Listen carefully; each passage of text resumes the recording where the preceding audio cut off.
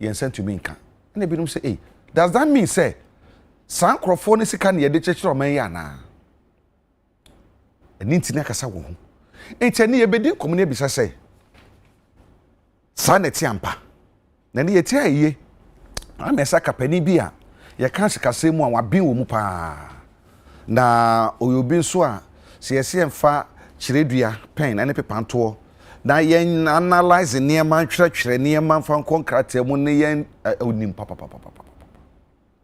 Dr. John Kwachi ewo IEA on the director of research edema IEA on the second of fear ne be hyen komotwetwe na ase na fie na bedwafo no atoaso doc ya makwa ba that's it yeda wasenso ne wo mere pa okay that's it bebre doc yen hwe o man yesi kasa muti sense say kasa etisen well ade no se ubehu upese o compare baby a yegina sese no just say ye comparison okay. A trend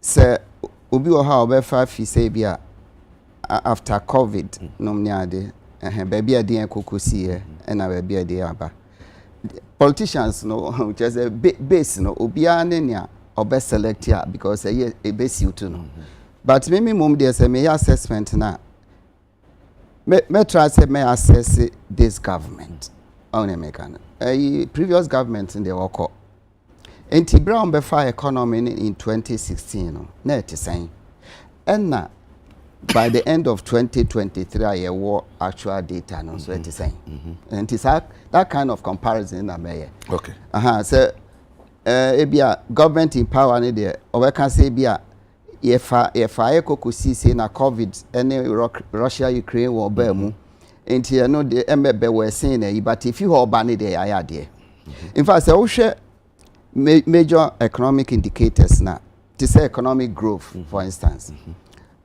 2016 no na ye gina omo be inherit be say 3.4%. Okay.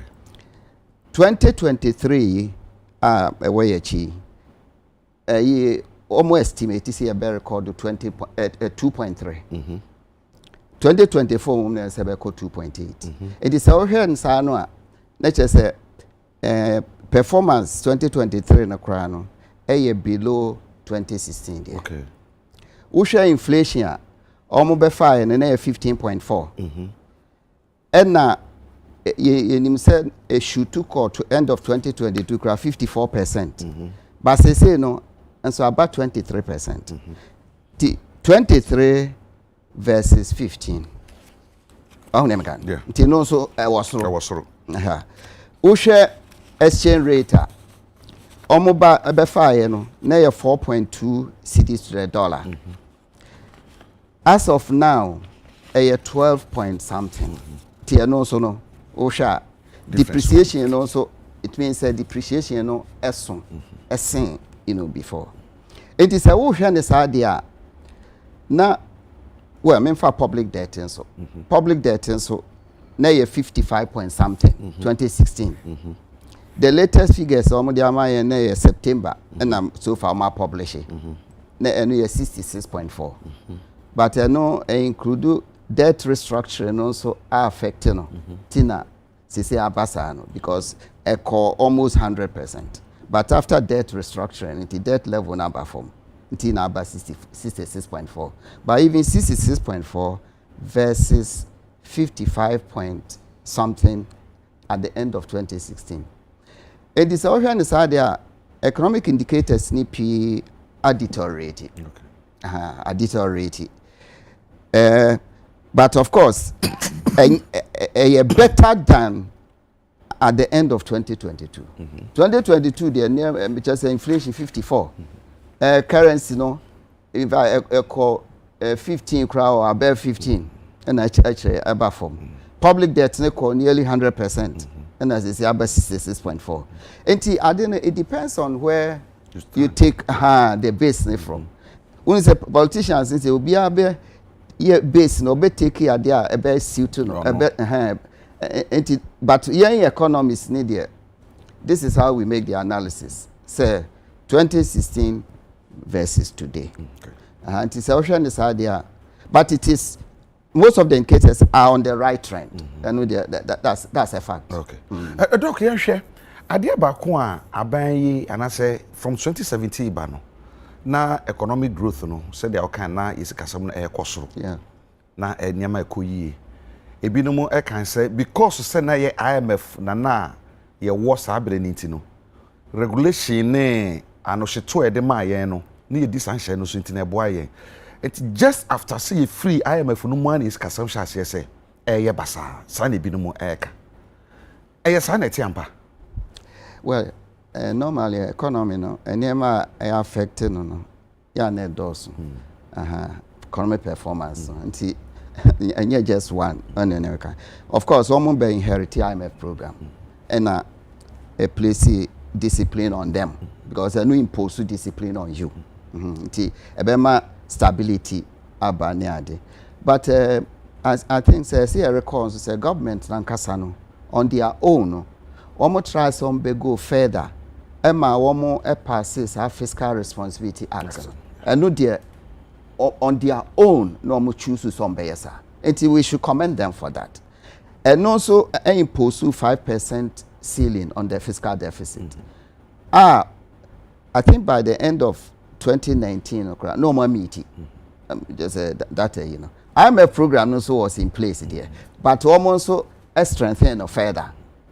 By 2019, no more meeting. Inflation and other indicators are improved by 2019. There's no doubt about that. And then COVID ever hit here, and then later Russia-Ukraine war. You say it truly affected country. Okay. Inflation prices are cost of fuel prices, food prices. And no can be a pushy. Indicators in the wrong directions but IMF crowd program so say bra external shocks see by na Ghana na nkasa no ye wo vulnerabilities fiscal vulnerabilities and they even recognize that apart from say the effect of Russia-Ukraine war and then COVID-19 or see Ghana so ye wo underlying vulnerabilities. And no actually say your fiscal performance no crano is still not the best because you collect enough revenue. Meanwhile no expenditures no and no crano baby a best spending no. You who say capital expenditure a generative growth no and no a being called papa now recurrent consumption most of it call. I feel so for some reason you're taking interest in borrowing. If you listen, especially from Eurobond markets, there, Ghana in your access, you soon instead of you discipline, now you're close to revenue expenditure gap, to say you borrow too much, or if anything, to be borrow domestically, they resort to borrowing from outside, and you also. Worsen your debt situation. Enti government them say o take credit say me manage economy ni year up to 2019 and COVID ne Ukraine war e buy and until economy ne worsen but domestic policies no so be e ka ho bi. Okay. Enti o take credit for near we improve. At the same time, so I say we admit to say, so the management of the economy, there were some failings there. That is what we think should be done. But sometimes can say no, exogenous external factors. By the we had not, we did everything, say well. But it's not exactly the case. Agya bakwa kan na mpese me bisa you say sa answer na Russia and Ukraine COVID ba no na em se sabe na ya se ye ko Eurobond ye ko gisika Eurobond market ko gisika be kenke party na se for sa nema no aso sabre no na ye nim se dia na ye no e betumi dia how bi abre yen ana ya na ye and now what can be about say scanner and expenditure no enko say ye de ye bibia ebe so aba na mo na consumption ye yedi nko why that then tina say yes ani enim say de ye no betun susu boni bia bre yen dachi. Well, of course, the signs were there. In fact, yen policy, I mean, for technical people, no. Now, and IMF cry continuously, no more warning and say, your debt, no, baby, econo. Usha IMF, say, we in the program cry, still omni consultation. They are more publish it, debt, sustainability analysis. They were warning us all the time, say, we are in a situation of debt distress.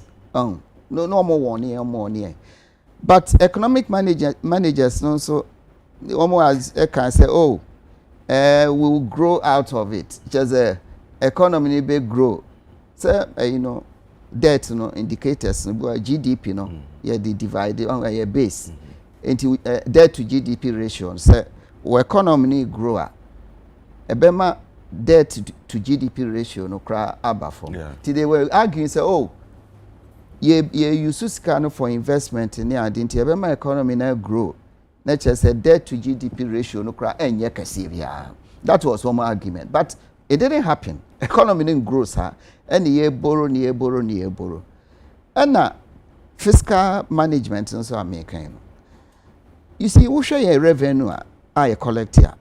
Compared to your peers, even in Africa, which means they are very low. Your tax to GDP ratio is just about 12 to 13%. When your peers, some are collecting even 20%.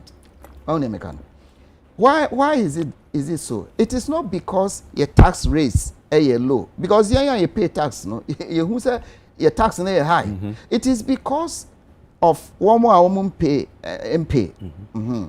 and evasion and just apart from evade the taxes, there are several loopholes also in the tax system. Property taxes, you collect it. Exemptions, too much.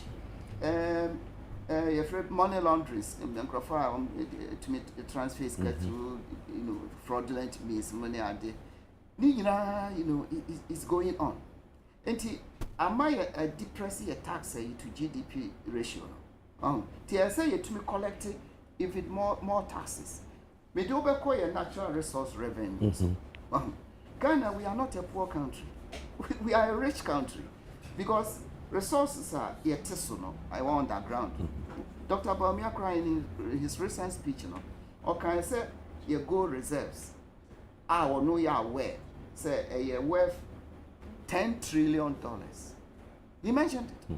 Gold on ground.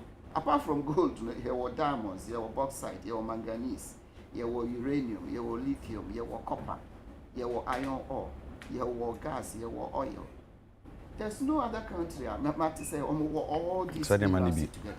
18 a whole crown. Say your minerals no honey. Natural resources, here the attention copper. Anka ehun here say ebe kwa borrow physical craft here approach.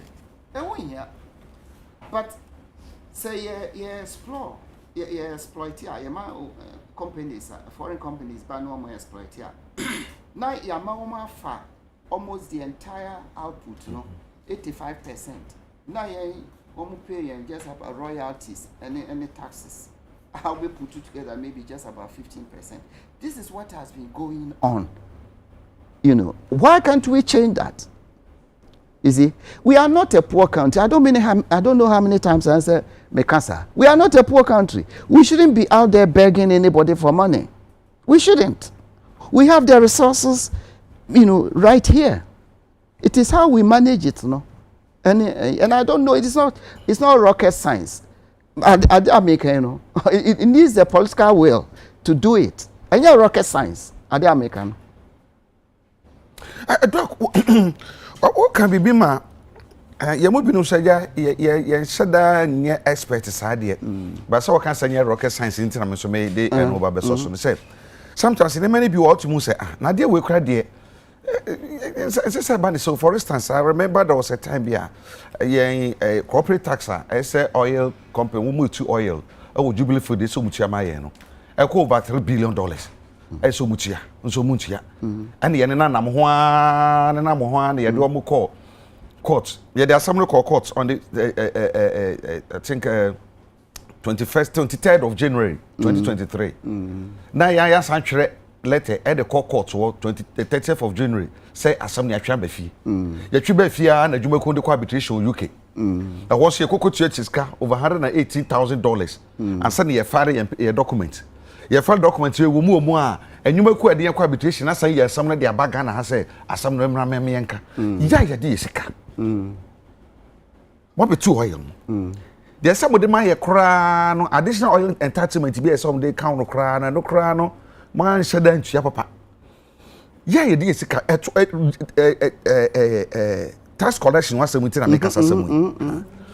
Enti this adwuma ko bi atumi afi baabi ababetu wa wagya pade de ko na wo de so de ma on fa ma na ye wo GRE ye wo board no wo ho na wo nyina teto na se crofo diska nyina ko na se sa number bi ejeje be se a why should we allow those people to be in power still because which people one more it's just one my own yeah I am responsibility okay so you are talking about GRA mom when you say people I thought you said government no make say government in the election time they be decided say government there say election time they be decided but I'm saying you are talking about technical people no GRA for now okay so these are some of the questions you know sometimes if you are not in government or you know say government appointees in any idea sometimes won't you say why near walking things are done that way but maybe I'm saying say in the first place no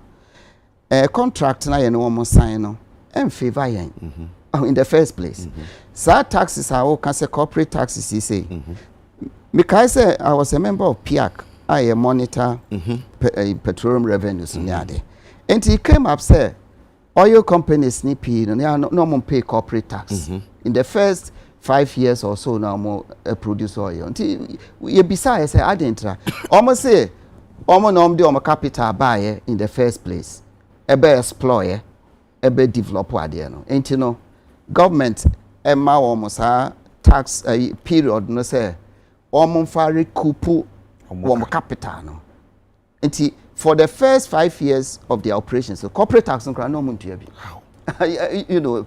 But the thing is that why you continue to sign contracts no? Excuse I na yeti our man say, we say you need first the capital and not even the expertise.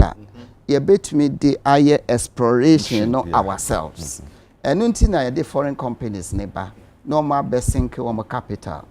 But exploration also, you know, are very risky. In the sense, who explore now when aboka. But no, na you try say you be put in mechanisms you be overcome sadian.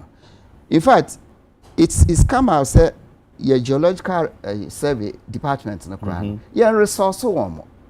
Only mechanic. Can bet to me your resource one. Bet me map out your mineral deposits. And you say you name say ha already and yes will be no baby shama ye name say ha na say ya no on tender say why momra metu mayen mom bede wo betu amayen ya wo tu a ebe cost o sen a unit of it ebe cost o sen nti company we say me 2 unit amama ebe cost me say we say ebe cost me say now the best bidder no was selected no enti uche say two mame two mame a o cost no the 2 year no metu aka na mama profit margin but mineral na watu ni de two mame fa mame what and yes wo the product no e ma enipa no ma won two no fa ma na the cost or the 2 ade no what need na man what you man no as a man profit margin I don't think all my mayor so babe but yeah there instead of doing that no omu 2 ade na yes oh product no for 85% number 15 Maza, why are we continue to do that no of course we need to equip as I said a geological survey resource one but we should start from now every budget should make an allocation to them, to resource them. Expertise, so that we are training, we should train our students, send them abroad, wherever, so that expertise, they can also, acquire it. And we should start from now. If we don't have it, we should start from now. Okay. Yeah. And then you come up with a technical point of view, and a professional point of view, not political point of view. And Dr. Kwachide Mayeno, and to do baby my phone so no so ma come there. I fear that to Tony so kwan be so be to me afa. Na ya hye ne mane ye to me abo man na to me akonanim. Esan say ayasem hia. And honorable Opoku Jamfi ono na ye Amansia South Abankrachi. Ne ho na nsen ya gidigidi bi si ye no. Obeka me Sophia ona ba kwa ba. Yeah, bia boko. Jamina dum now so. Adumara kwa. She say what is say? Oh, better head you know say hwaju pa. Asomdwaba. The radiasi. The radiasi. Yeah. Ye num say ye wo yaudie mu de. Na so ye dan ya say usususu kura abeja ahem. Enti ya ma kwa ba ma mu nyina so yakọ ama ye nyina ho yakọ. John de ye nyina ye John ah. Enti later be di no ho ko ne ya hwe. Ye hwe. Me ne dok e hyase di nkomo about bibi friend bibi ababeduru. Ana ma hodo man na tu amma sisi no yesi kasam sheda enyina bibi agina no. Okan admit say COVID any Russia and Ukraine in some no affect or man bia magana so affect ye bi. Na before no crab ba no because ye call Eurobond no I'm a fokra chase at boy kokose munhwe yo Eurobond na monam ho na no ane say moje munhwe yo musika sam nko yo munhwe yo ene ya so brachi ya se na coffee bubu mu se gban ne ye wo underlying factors bi o ha and also come to COVID ne ba wie ne say ye say na ye to nyina tete ene ye do bia ye duri ene bia ye ko o can say me say the government has not admitted say ebia me nso sa ban no wo bra be external shocks no edi we ban no role ebia me so play enti na emane basa na eya ha enti me hwe na masiesie no ade na mo pesa mo ye ne sa enti ase ade enti na mo pesa mo bagia tum se bebi o mo so mo fomon ebia mo so na mo mutuye o se ye budget ni nyina na sika ye nya no most of them ye consumption ye mfa nko bebi e betumi aye bibima ye tumi arukupu sika na ye de ye adwuma no se sa na tie dia nim na mo nim se sa na se no ana se dinti na mana akokọ basa Agya medawase amenchia doc na me mona baso is a analysis how you know me ya adwene wo about 99% of nsem nyina o mind ye chichire ti chichire o mind ya bibia na na me hu ne se kwan be fa so chichire o mind ne se ye be ka no ni say no akire ye ho na technical people say me buy na mo ka sembi on GRE ne technical people also mo ye adwuma ne ho nyama na do ko twon adwene si so but so adwene nkoso say these technocrats no omo wo ho aban be ko aban be ba obi etima adwuma ministry be 30 something years so obi kwa ye fa no 20 years na se Ghana also ko pension 60 years you say cry a sounds with me my contract yeah 22 Jones will be a pension for 64 years. Sani panel. We bet my time ministry a minimum of 35 years. Doc, if that is right. And you know what Sena ministry and as an institution bakumwa who dear called the eba. Political party, fancy 92 crown, you started ye. NDC aba, NDC ko MPP aba, MPP ko NDC aba in that order. Who ministers are hold because ministry will at a point 1 year near Sasawi now we aba. But these people have been there over the period. I and Sasano. And Mitie Honorable Joseph Osei-Usu, second deputy speaker. Now o make statement be on the floor of parliament. Yeah, in ya John Kuma na all council be found. To say about parliament for fraud. Ana or ne MPs ni because Honorable E.T. Mensah on the fee. Honorable E.T. Mensah maybe I'll tell on say in fact say East Legon Haibia. No Honorable E.T. Mensah catcher almost say mo ye area height. Mini will be oti hebia. na politicians are ye woman yete ha ye nu 10 so fi bebrebe wa ha nyina ye chief directors director for one wo dia wo matena ministry wa etumi edi ayeye edete ho so ye politicians na bebrebe na if you try ho na we corrupt we the real people know also mo ye adwuma no mo te ho na bebrebe no ye the MPP NDC asem kra ba wo se ye hwe ne ehu ba bia asem na nkasa no ne pumasi bre wa wo se ka asem no ne de party colors anya bewra no ye de party colors nya hwe ne pe na asem na yira na fi ntumi nka asem ne se de tie concern bi ho kra wo politician bi you don't even have control over it but sense ye so bia ye pe vote bi ne adinti no na de kon aba bewra ne aba abeje asem a me ka ene se nsem no ba yenhwe de wo se otumi ye adwuma onye ya bosumi bi etua ne ka enra me constituent ba ko frame say intua ne salary for be say ya finance teacher intua ne ka nti wo sere me honorable bua me na wewura ma me intua nti on telephone am say ya fa wo say etua o kan so no we so just honorable na sa kokoye okay ma me nhwe say menye obi wo controller wa enti me yes me your call and say these are some of the things that M1 more mine puntu ne nkosoro. Somebody is paid to work on people's salary every month. Sa nipa no adwuma no also we no onye. Obi atimi atena adwuma be 6 7 8 months in Chianaka. Meanwhile, they also hear me or me to any panic and also Agya Cathedral every month. So 8 months in any pay. There be Agya Cathedral. Agya Cathedral no say or ye adwuma me etio bika. Meaning so say analysis. And yeah, fire energies enko. O do opa me BBC or controller. CCA. E dey be share politician and also the political appointee now or these are some of the things.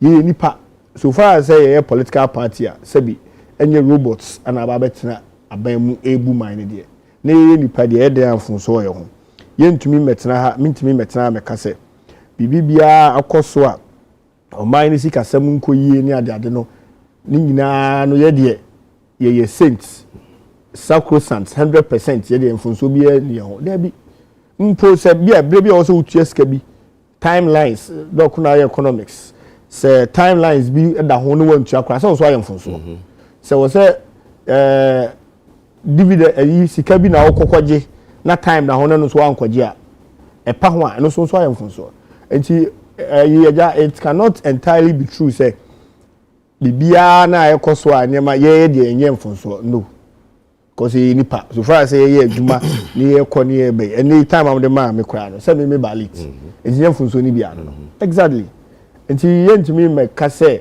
me nyamti obi a o ka say bibia esi bia no be from my party and now from the government o ka say ye de ye nyahwe ye nyemfunso bia no even in the first term certain appointments that we made Ghana for nyina am who say even appointments we were wrong it will also go in excess and we had the second term no appointments are present here we limited no kra am another form and this Diana you see the trust anonym say na chi aye achia nti mo kan say ya ebi wo wa odipa no beti me prim na come say bia nipa no me feel but say no krepa na ka che nipa na Nyankopon bo nipa bia ma na dwene nti say me jakwa no krepa a che me ma dwene mu ne makoma mu hu say no kre na o ka che I may not openly you bia na or something say openly in public or say see akwakoye who can kind among si bia akwaye defeatist approach as a wajatu ba ko hye ne de mu a no dwene nsem na o kan ho say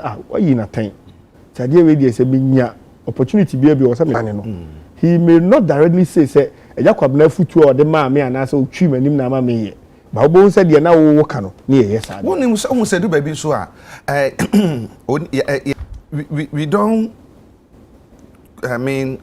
analyze the message or think about the message, but the messenger no exactly. And I attack no. And she attack a messenger ne pe. Then the message you know ye kwa kwatunchen. For instance, you say kasemu won somewhere say na air for me. I remember say those in opposition started them vividly. Say ye nya kwan ne current minority leader ayi mpuni pu ofie ha. E ma ne kase e bo be DDP.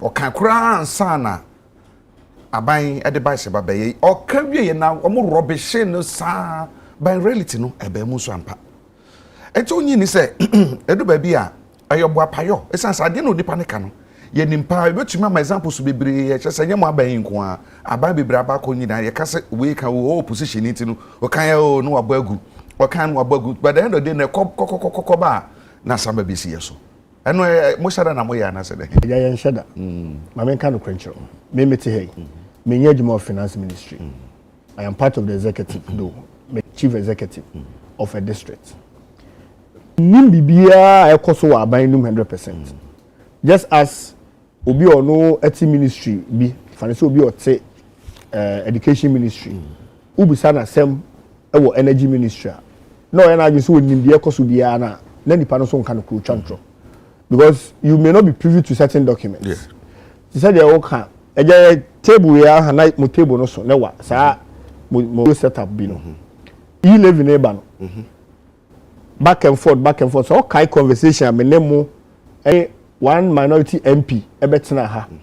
Ebe ye na fortunately for me na odi kawa me kasa say na MP na Eba no na onim say obehia MPP DCD ni bia me ba be kan say you live you know say me nya kan say ye yemfonso in the first place say ye ni kan educating the people to understand and appreciate nyama na de ba no and akoso sa ade we nyina so kai asema MP ne kan o say mama ohu de on ka bio if you say asem no DDP asema wo kan ono abo to forcing aba betina haka that time no kwa no onye minority leader na ono na ye ranking member on finance yeah. Good. And the documents be on finance and the economy no say your chairman of a finance committee will be the ranking member also has same meaning so what them tell us here and to be ono that can kind your manner be an analysis because of his background then a party communicator comes to sit on air next Kwabena will be sana he may not be privy to it be also nka no so kwaka so aja we de ma me nko hwehwem kakra na so me nko be a communicators meeting nanka finance ministry embrief ye ne yehu no me nyini say e bia the finance minister then or even now the finance minister sometimes no ye deputy eba be robishe de na ato eka no but you get people like us we are not privy to the documents nyoma ekoso ne aba be ne so ye kasa enti no so no entirely you can also push it on the government say bia ye na ye nyina aba be say the advices let's also look at the right people to speak on the issues me say bi wo kwa offer me now yeah me ma me ka say me nim hwe fa ho me nka bi because me ba be kai Agya Kwabena be twa to o chance fufu bi ba na me minister so be ka BBS nenye na we aka we so aka we na e contradict issues no that time no obi ani oba appreciate say obi kwa na wono kwa no as this you know nim ade ni ye but the point also is unimu a o ka bia yeden. All right Dr. Kwashe doc yamra say in somewhere ho ano ababa ya somewhere anwe ne sisi nyire hu de anya hu say traitor World Bank, IMF, US, NISA, Bretton Woods institutions, say if we dare assent president, you not in the sack of Shessa and Cratanasi say, womb, you. And maybe also on the Babu Biano, on be there free. Saturate, you bet you say, with the Ankamen, you so a man for Brofika. Damn you. Say, Mupo, ye. Are we financially sound? And I say, yes, sound umpa. You bet you was how could you say, bet you say, so most of first can macro and fire. So, yes, Saya, impact by the Benny economy. Well, Agya Kwabena, will be some say, my response, my first saying is, how did we even get here? You see, how did we get to this kind of situation? I'm trying to impress on you. Say, we are not a poor country. What's name again? So how did we get ourselves into this kind of situation in the first place? Or be a dictate to us as to your culture, if something that affects your sovereignty. Now yama obi dictated to us. Why? Because we do want to na say. You see, sika omo fa ebe lose Minister of Finance attract my president. Or see a total of 3.8 billion, dollars. And this is even spread over 6 years or 5 years old. It's not like you're GD in there. And you would divide by 5 or 6. Now, the annually, One name again. No, says you can Ghana, no, a better. Do we really even need some Saisikan? Your resources now yet so hano how many times I mean can say Dr. Bawumia say your gold no $10 trillion, not billion. You trillion American dollars. So why are we chasing the amount dictated to us? Well, look at say a real. Yes, it could be real because yeah, they want anymore. But the point I'm making is say why should we even get ourselves into that kind of situation? Look, IMF in particular, World Bank conditions, no, the corruption and no governance issues, conditions, no.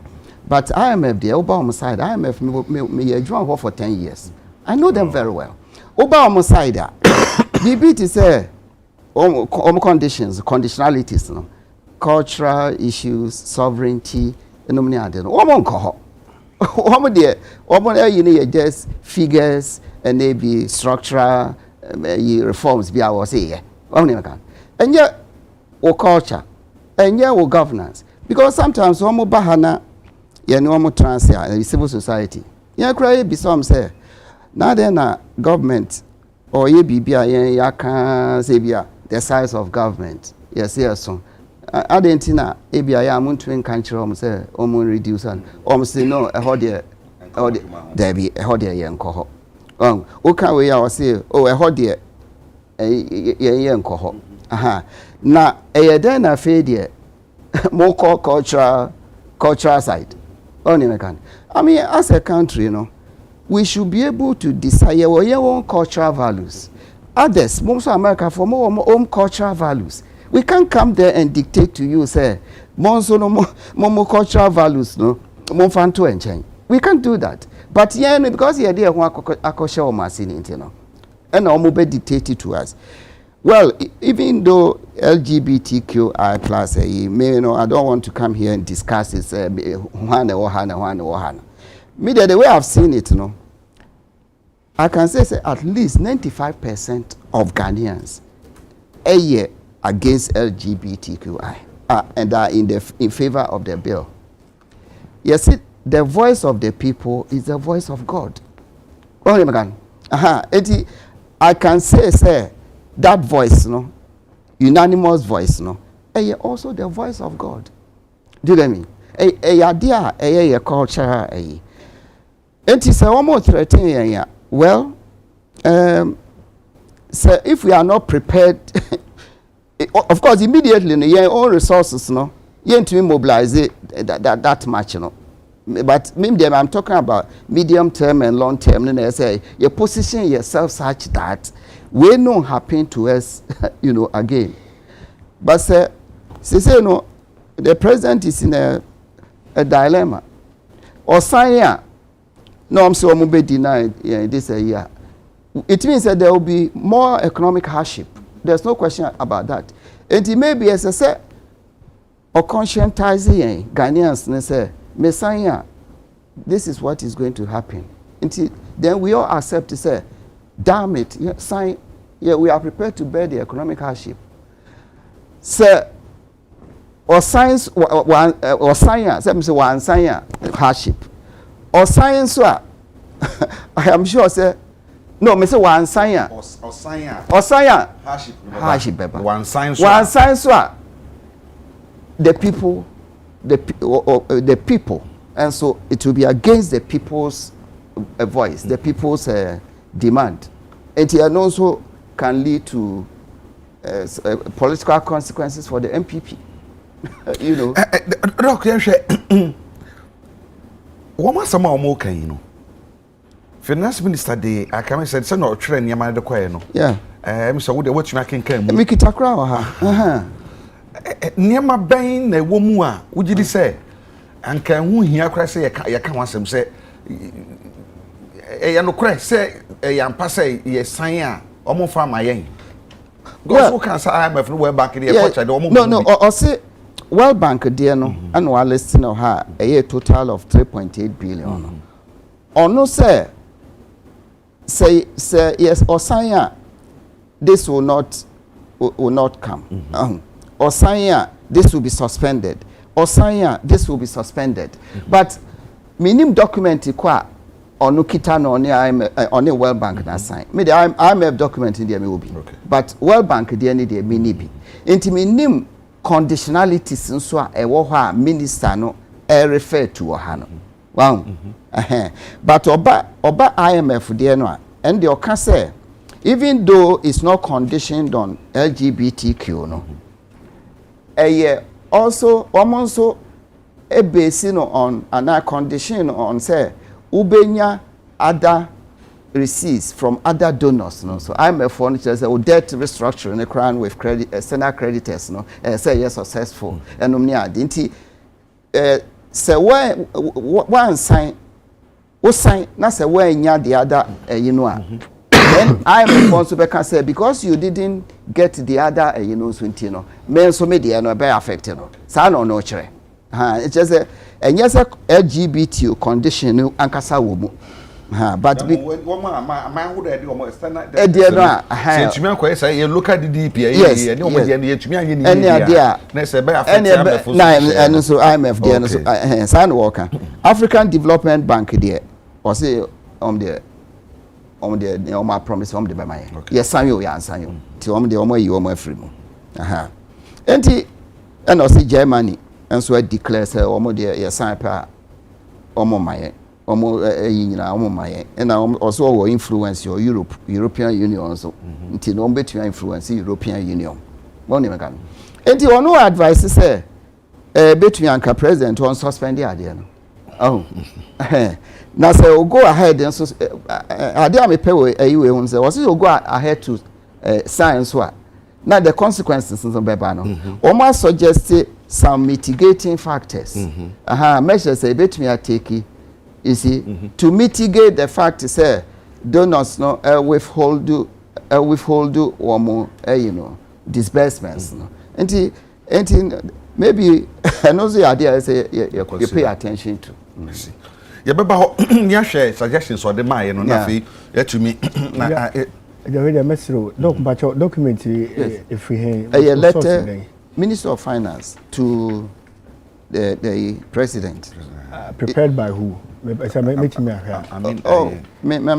sign because the entire answer can be okay who be here say but you nim say you akenkan say finance minister no there be Agya no dey say careful say no because of social media and how people can create at the end. I would have loved say be a bit of finance ministry PR or whichever department for them to confirm that letter no is now is in the public domain.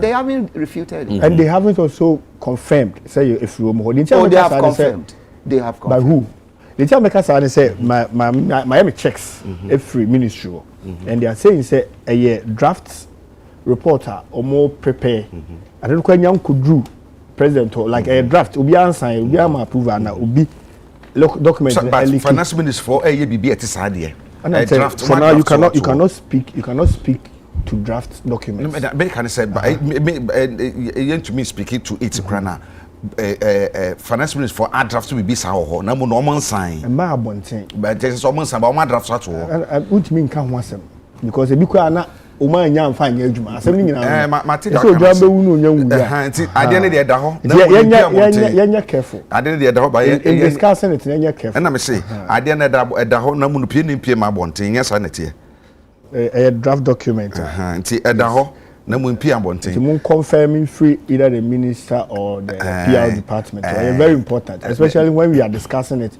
on the show like this nti draft document into me enka sanfa ho nti na say atwa to na mu no pie na pie ye den ye be pie Matthias Bonzo Ereku and Subatin so a governor and international relation analyst. Memo Akwaba. I see. And Miss Adana Mammy no mobile. Matthias, young share baby, I drew. Na Osanya, yeah, mousy. Osanya, yeah, mousy. Osanya, yeah, mousy. And a young nipa bi so o man Ghana mu a I na me hwe bibi our sister station na one professor bi owo Kumasi one Bobie bi Professor Bobie no a former MC for Swami if I don't know there okay Bobie bi na omo ye no kan say on there kan nkwan kama panin twintwa ne na ase aka 7 days no we fi aban mu no na ka wasan e we sabre na ne ma hodo a wo mo eso na mo de amai ye mi sa ho say sa traitor ankrofo amahodo ne ekuko threaten yen wanya yen fa mamone nasefo no an international relationship no and say international dealings no obi cultural values any ne culture niema no o gina say be when I stand for this but you can say you dey any free because we am dey ma wunti ma sa amahodo mienu no ntamabusuabo no I respect your sovereignty also respect my sovereignty. It is a woman to me country who say who Germany hono kware ema 2-3 America kware ema 2-3 is so also baba kope now the way I want you to say sabi you sabi unya ayi specialized in so aba ware no a me so me say me person ware specialized in so why are you forcing it on me say eba the say sabi sovereignty na me wo no me na mejeja me ho mo wanya me ana say danya ebusabore dey no mu ntem no ma me tie mo so kakra na fi yensan to aso. That's a Jacobra. Nedika Mamma Fanchama was chef and UTV sending you. I mean, chair profs so the good profs, but then catch it. Now, me chair me, I mean, CID, Kabe Pugu. I have a DJ say, my Bishan, or you be Africa Cup, no, Beijing and Cote d'Ivoire, Papa, Jacob. Jacob, I said my yakin as an IR person, you see. We know our obe permit me kakra meye coatings kakra.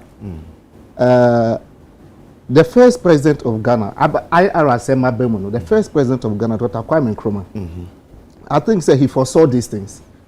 And let me quote him when he was speaking to freedom fighters or Addis Ababa. And he said, say, and I quote, even though I appreciate the difficulties facing us, I must admit I find it strange to watch some of us returning willingly to the colonial fold. This time, they don't have to force. They don't have to even.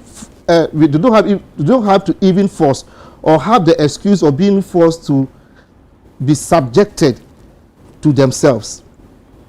Well, so it was like he foresaw Sa Nemano. Well, now.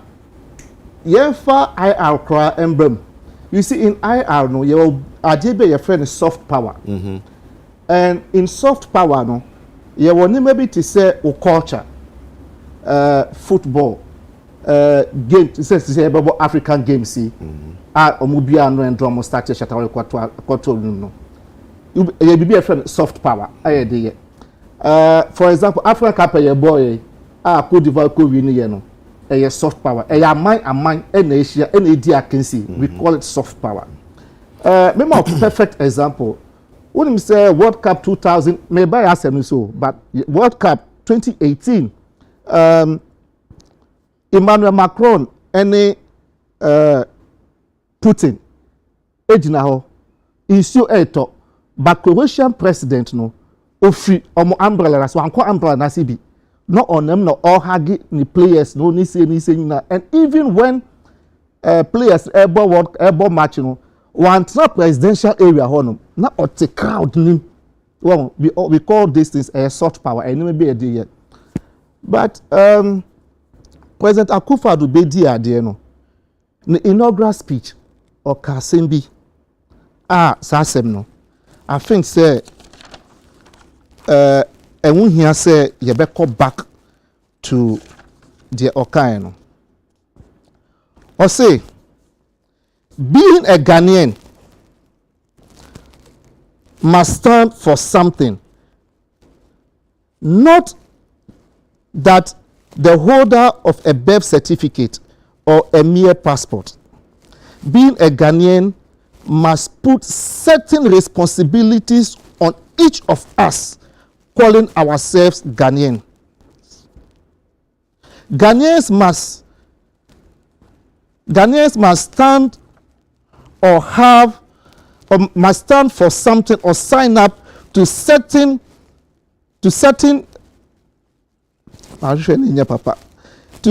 codes of conduct. With whatever he's saying is that, so what's it we are Ghanaian? And yeah, say be a ukita birth certificate and as a passport, anything that we are Ghanaian.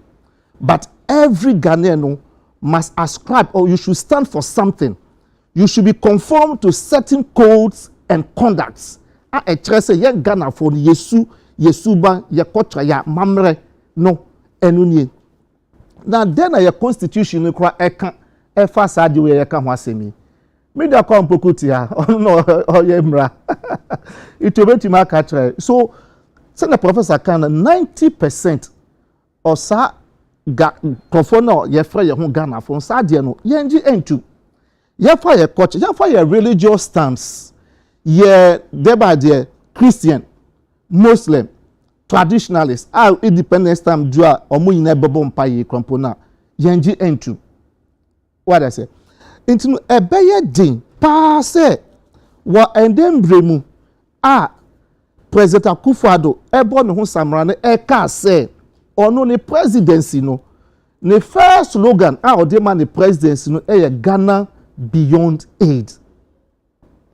Now anso ho ara abra Emmanuel Macron of France eba Ghana ono ni benya nkita ho president can pefe making it clear say yes it will not work, and I say he does not understand until I say after 60 good years, and 67 years of independence, no, we are still going for AIDS. And I say the economy of Ghana, or the education of Ghana and the health sector of Ghana is being sponsored by the taxpayers of the foreign states.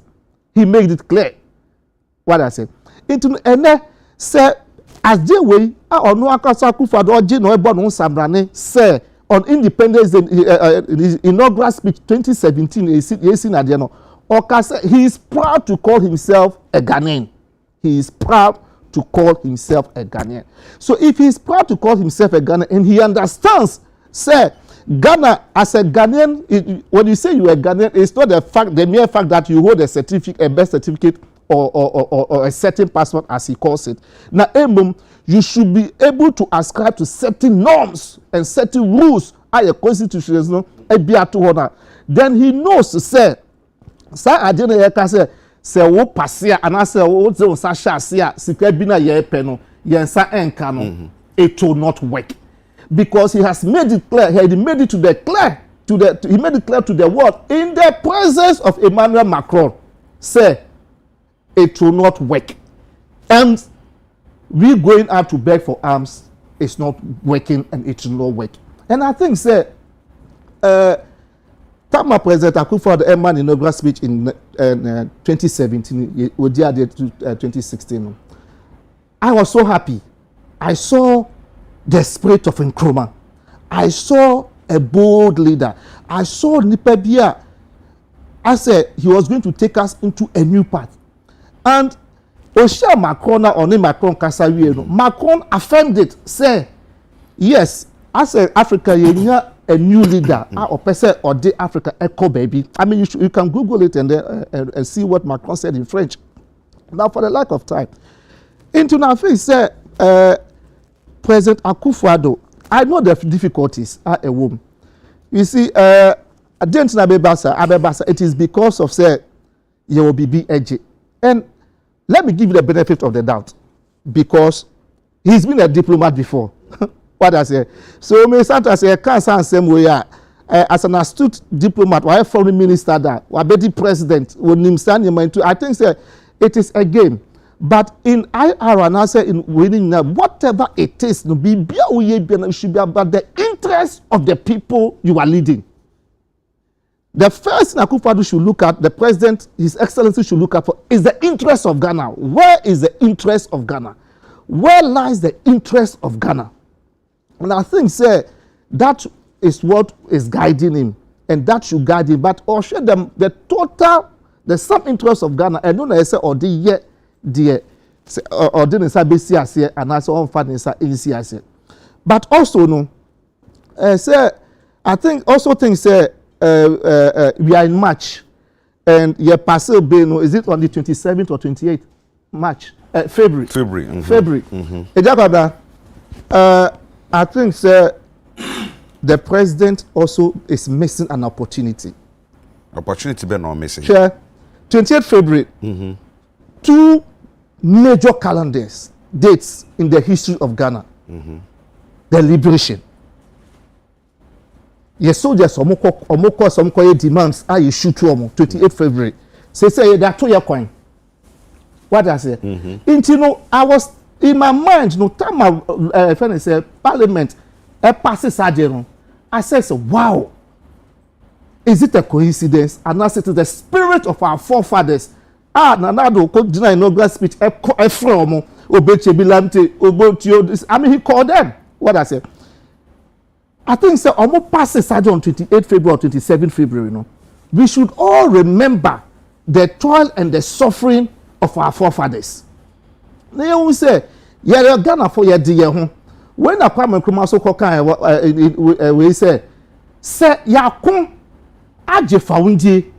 Now say painful elusive lives. Yeah, sacrifices baby Agya independence. Why are we running back? Why are we giving our independence back to the people we took the independence from? Well, it was the same way, you know. Independence, woman, na umudi so yes, yanya fa hudie no. Yes, and the fa hudie ma on. Woman, yanya mom, yes, and I said, Omo, I manipulate ye into no matter ya adwene. Ntemi to me my ho. New colonialism. The new form of colonialism. Enti man afane sa implication be na ye benya relationship between ye and so my Ghana ye ne amaya hodo ya ye kan wasem. You see treaty bia no obi share universal human right because of that mean family but universal human right na kasampo no article 16 of the universal human right it talks about marriage and family. It talks about marriage and family. What is the title of the bill I am passing? The promotion of proper human sexual and the family, Ghanaian family rights. What Ghanaian family values. What I say. So article human rights we declaration of human rights it talks about marriage and family. What is marriage? Didn't not worry. You marry to reproduce, to reprocreate. What I say. It's already we need to look at this thing. So now so share Mradia, then you should look at that. And so share and also so. So one saying yes, the implications beba, but implications not a beba no. Yebewu. President Mills made it clear. Say we see can all the bema Britain for as it was a blade time, Say we see can all the bema minti and I will cast us in Then Fawusika, let us be. We are still Ghanaians. What I say, we have gone through difficulties. And I like what the finance minister said the Prof. Kayano, or can be BR, but at the end of the day, at the bottom of the say, you can't say these are the implications. Name you make my any say. So, on no Kayano, I think the president should take a cue from that. The boss was saying, who said it is possible. Say, we can, if you have the right mindset, say, we want to be your dear one, you bet him a dear one. Or catch a macron. I think, say, the suggestion that the minister not catch it, no. He should forget about it. Then he should think about the interest of Ghana. Say, Ghana for sure, mon pa, Jitum, na sign. Say, this is how it is. Name, these are the difficulties. He made us a promise. Or say, say but whatever it is, no, it sounded well. To say, I do not know how to bring people back. but I know how to bring the economy back. So if you know how to bring the economy back, if you don't know how to bring people, and of course, Donald Trump has made it clear. Even the current president of the United States of America, Joe Biden, has made it clear and advising the young people, say, yes, this is what we want, but these are the implications. Okay. So I think, sir, it is time for the president to look at the bigger interests of Ghanaians and then append his signature to this. Okay, me that say. Honorable, me say, is it I then I said yeah. Me can say na me person be flame no kwam say. I said yeah dey na ma shedra no na ya toato sum. Sofa. One for commode. And take away say a trap we na makutum as government. I no ntina ne sign no I be obi sense so tie interviews e course nyina mampeni di kan kodi nkomo baabi e kan program bi ase say wanyane ntie say obi di asam no court nti say asam no kopie court a say Supreme Court tingu gina answer no e be kan wasam waka me waka asam no wie ne na de chance asam no court nti no bisa say motive ben na wo ntie mampeni di kan ko kan asam no wo bre a won file asam no court eno e dan chen a Asomai, finance minister kind as a proud nation and a proud people, and to say a proud nation, a proud people. Yes, way yempa. Yet to be sorry and say, yempe, it is the basic BNC. Na yet you and I see, a microphone ya dream say, a buying no a share chiri, and a son yamaye a coswana. I jammed was you. Maybe some question about you. Yeah, bill na yeka ho asem. Akodu president anim de. Ana president abeka say on sign. Me am answer question. Bill na nyam kodu president anim. Ana president nzu nyina ba bia meka say ono de e ba on sign. Ana say aba manim men sign. Ma yem fa mrem kakra bi. Se wo hwe Article 106 Clause 7. A kabibi, a facet your bill, be call, your bear ho adwuma. In fact, the whole of 106 discusses said the parliament be passing the bills near the day. Then the clause 7 ebeka say a quarter president anymore. Let's say president Menasipobi so on sign see within 7 days. And within 7 days, there's 1 week. One can say 7 working days. But the emphasis 7 days, 1 week. Or say president, Chireba, every speaker of parliament, at the current year, on who say on sign. Miniam, I say 28 February, you pass a bill. No? So I heard from 28th, I was saying the 1 week, no, a sit match. Everyone says sit match in holiday. Think about 7th there. I was saying president say on sign, also within. Less than 7 no crash a day or 2 or 3 so also one sign also the president at the end I can once a man as will be a can once a president one sign and one I didn't could be president any bill no in free parliament in co president in a diplomatic community no edi in shemu and obi bisa ho question said the can reduce ya so almost diplomatic community almost so many in here nti o mote say LGBT hwan ade ye ho adwuma nti they have interest e bia make say o momu krom de o ma pass nti o mo so pese o mo de ba be hye yekon ana obi sa president ho question na president yi ano so ade na mo kan wan sem kra obi kra so e dey o de court nti ono de o be try the outcome of the president and ka o ba bia say on sign no obi so de court okasa Monday Tuesday and so nipa na file ade no nso nipa na file ade na the character be na wugina so de aka so obi say or the court nti me twen court decision and nti fa na say bia onipa na yes or the beko na president kan no nipa na adwen se sign se me fan ko bio a september frachi na ye beka se mampani en sabi oni ntro en kire international community no ja no credit say asema wo kan me ankasa no me hu okay say data nipa de court ne da president kan asem ejinka se obet bu amia metumi me send my data me hwehwere ma send ya mosese asem no wode mama hwe ewa ha because the president ne diplomatic community obu share a day before enu ne president no kasa on the 4th and no asem so call on the 5th. Oh okay, yes asem so call on the 5th. Okay, we at 1 p.m. and asem no call nti na mampani obi adi kan ka chese me dey call nti say na me ye ana se ohwepeti takrem unu say hi bibia droni. Okay, so said the okano said the okanya ya no credit. Well, it's so difficult to understand why the president did that. But be a mema dream, he's the president of the country, and he certain information on ubinyano uti ha unya the be na for instance national security could pick into no market. Okay, but said now can say o ka wie na nipa na say okay asem no kan minya fa nkoko tiwa na nka de na asaba na akwa akoba say ase obeka asem na it's quite unfortunate, but said the mimi hu no say mo as a political party as a ban, are you ready pass bill we dey okwambia so say ye hwe na mane ye adwuma na ye de ensa hyase a say international community pa ompo mo nko hyepo mo sa kokuduro no amode be ye Agya Kwabena parliament wo yi 137 ana independent one abeka ye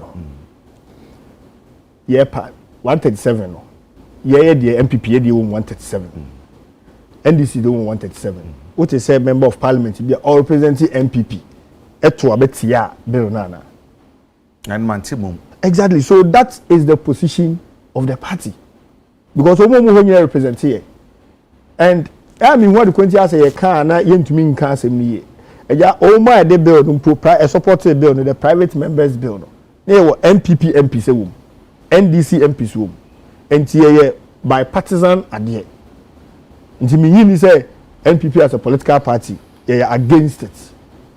Say against it and claim my members of parliament and sponsor bill no fa nko. Enya no kre. Nti yenyai sa nsem na say tugu from amuni ye ka. E bia say we say man twen adwen susu say bill no kre ka nko president animo anka obi adwen say akoto na president so one side. Sa akoto na president so one side anka president ko afo mra because as we speak on chere adequency a say the more can so one side ko anko parliament. The bill is yet to be presented to the president. And economically, no, say no more threatening, no government muhunu ne say manya be say no. Edi ho abom say aban say ye heska. Eja decision bi en ho a we ase a obetake here. Pros and cons any. Impo say ye nyina ya ba ye ajo say ye ba studio hane.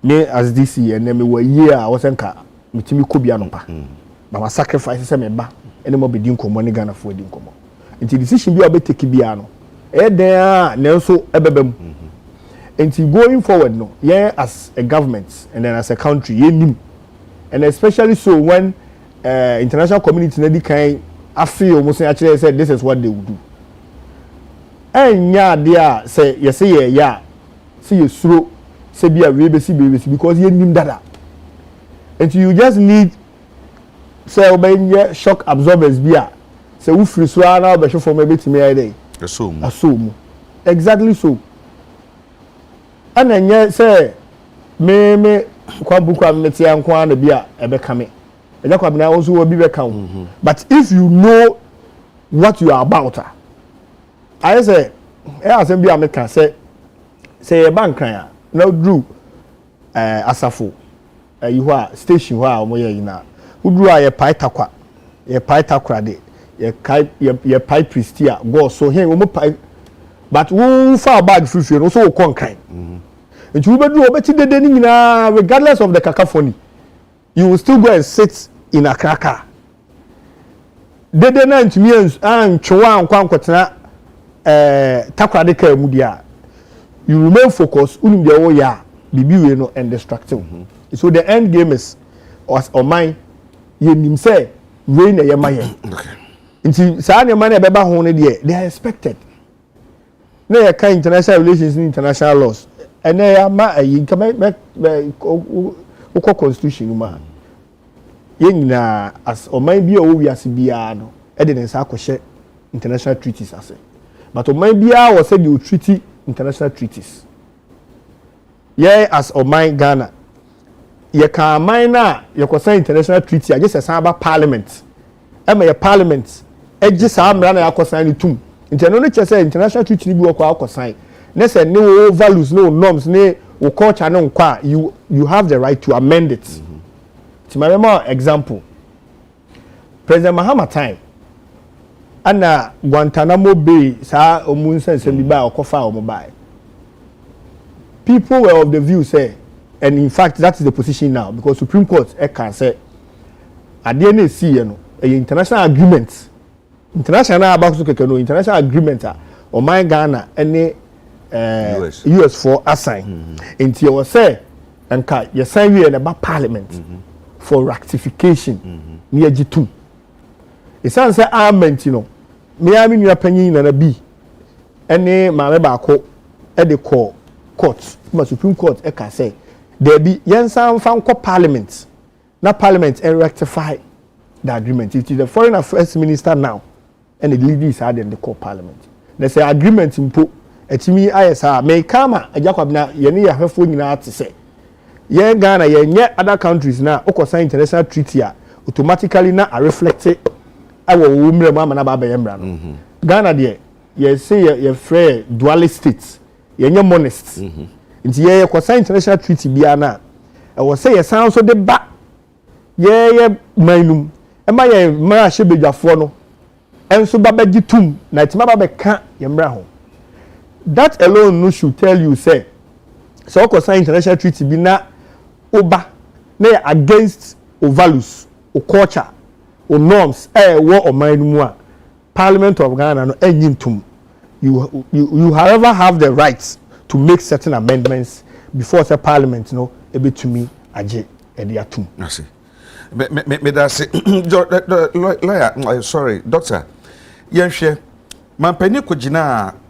kufurudua e kan sembi specifically na person kan me quote no say na daily guide the publishing no say oman independence day no anniversary no say oman no sikasem no obetumi aka say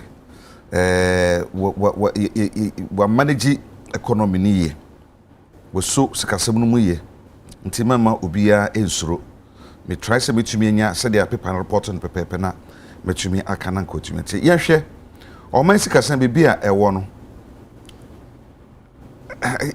yetumi manage ni ye ati say ye kwa yanim e stable ebinumu kan say me say because say when ye de omo ka ma no ne no yentumi yen start say ye tua omo sika de ma omo nti no ama ye sikasem no say ensheki bebre a say na dollar no kra na gina bibie gina no ma yentimu nya ye de mampani e ka say omo sikasem wa manage ni ye a is that the reality on the ground? I say how now the Mr. TV you my bad studio how now the Mr. TV no say we have overcome economic challenges. Yeah, me say how now the Mr. TV me kaya every 2016 story no trends in the key indicators you know say me go over it listen well. But let me even look at a snapshot of the present situation, Ghana economy, the way we see it. Macroeconomic stability, there, into entrenching, no. Just Ghana, in stability, now you go through a period of instability. To entrench it, sustain it, is still an ongoing.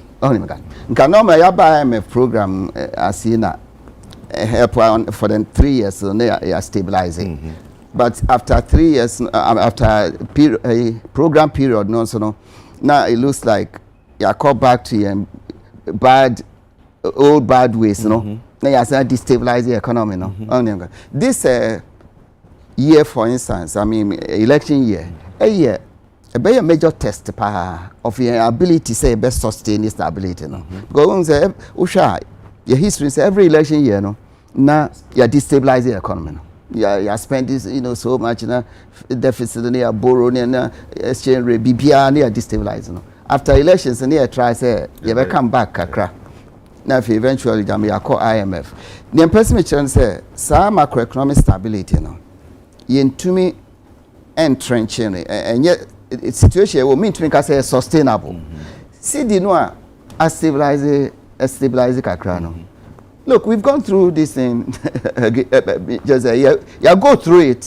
See the no underlying fundamental weaknesses of the economy now. They are still there. And you see, over stabilizing the kakra. When they say Minister of Finance, is crying, say, disbursements here are a bit destabilizing the city. They are warning. Why should we? When they disbursements, loans. They are not grants, they are not free money. Most of it are loans. Me, for instance, I have a problem, say, as a country, you rely on external loans to support your currency. And it's sustainable. Because and now the city will be stable. Next time, no say Maya. And I say, what start so we pay the loans not out. You pay back. And as you are paying back, and also no. Affecting the city, and it is not a sustainable way of stabilizing your city. And the fundamental weakness is the structure of the economy. Say, yes, so much dependent on raw materials. You ain't me add the value to it. Now you import to virtually everything. Those vulnerabilities, are still there. The long-term transformation of the economy, And no, it takes time, but the thing is that we should have started a long time ago. Do you get me? So what do we do now? What do we do now? We should start from now. Just whatever is needed, fiscal discipline, we should start it from now. Without the IMF, you have to be disciplined. Structural transformation of the economy. Of course, we hear the president, the vice also talking about those. But and we should have put those in place already. Say, add the value to raw materials. Minerals, exporting in raw form. We should have been refining most of it here. Add the value to it. And no, a bit me support to the city, on a permanent basis, long-term basis. Now, yakoji cocoa loan, yakoji euro bond, near they are best stabilizing. In fact, as we are speaking, when you say external debt, we are not servicing external debts. And here also can be to helpful to keep the city stable. A better time where you best start to say you pay, you make the payments, but it will put pressure on the city. Do you get me? Maybe I worked at the Bank of Ghana for 20 years. I served on the Monetary Policy Committee for 10 years. And I understand these things. You see, so if anybody is creating the impression, say, oh, you are stabilizing, where did we even come from? 2016, the exchange rate was 4.2.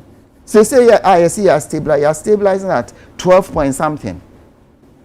We don't even seem to have a currency. We hear depreciation happen from 4.2 to 12 point something. A bear say 99.99 something percent. Do you get me? We still have a very weak currency. We should start taking the measures right from today. Yam fa say yam kwan say aban mampani ene finance minister ne vice president here. Na wa bi uskasemu mu wa ye dwuma Bank of Ghana ene ho mre wo ho na hiham de ye dwuma na sefo ni ma IMF dwumede omudi na sefo no so so tu omo for this critical situation mu a then also say so omo ye. Oh, but we've been talking about these things and writing about them, forever. Do you get me? So they know your views, they are out there. Just the vice president or your economists like you, we were colleagues at the Bank of Ghana. Do you get me? And it is not for me to teach him anything.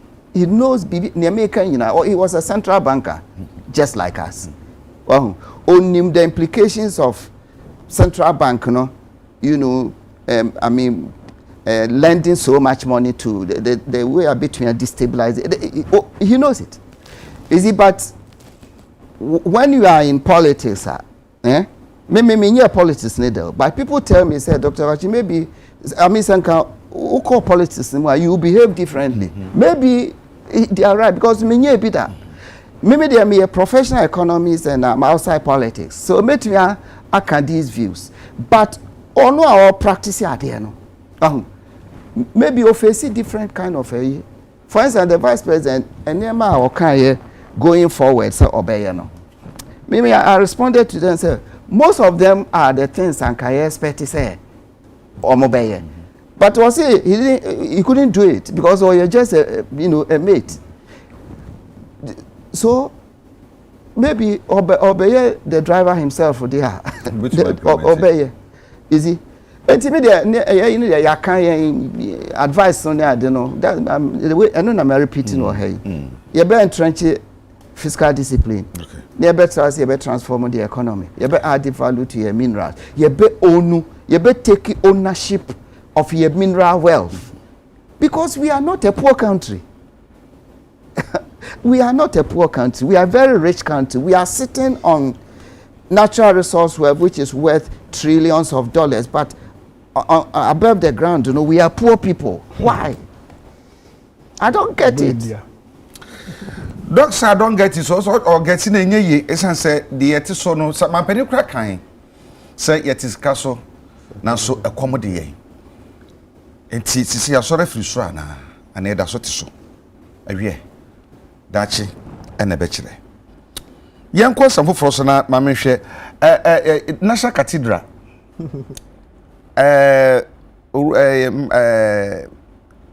Doc said, Abia will be here and as a come be deal, say be out, but trying change there.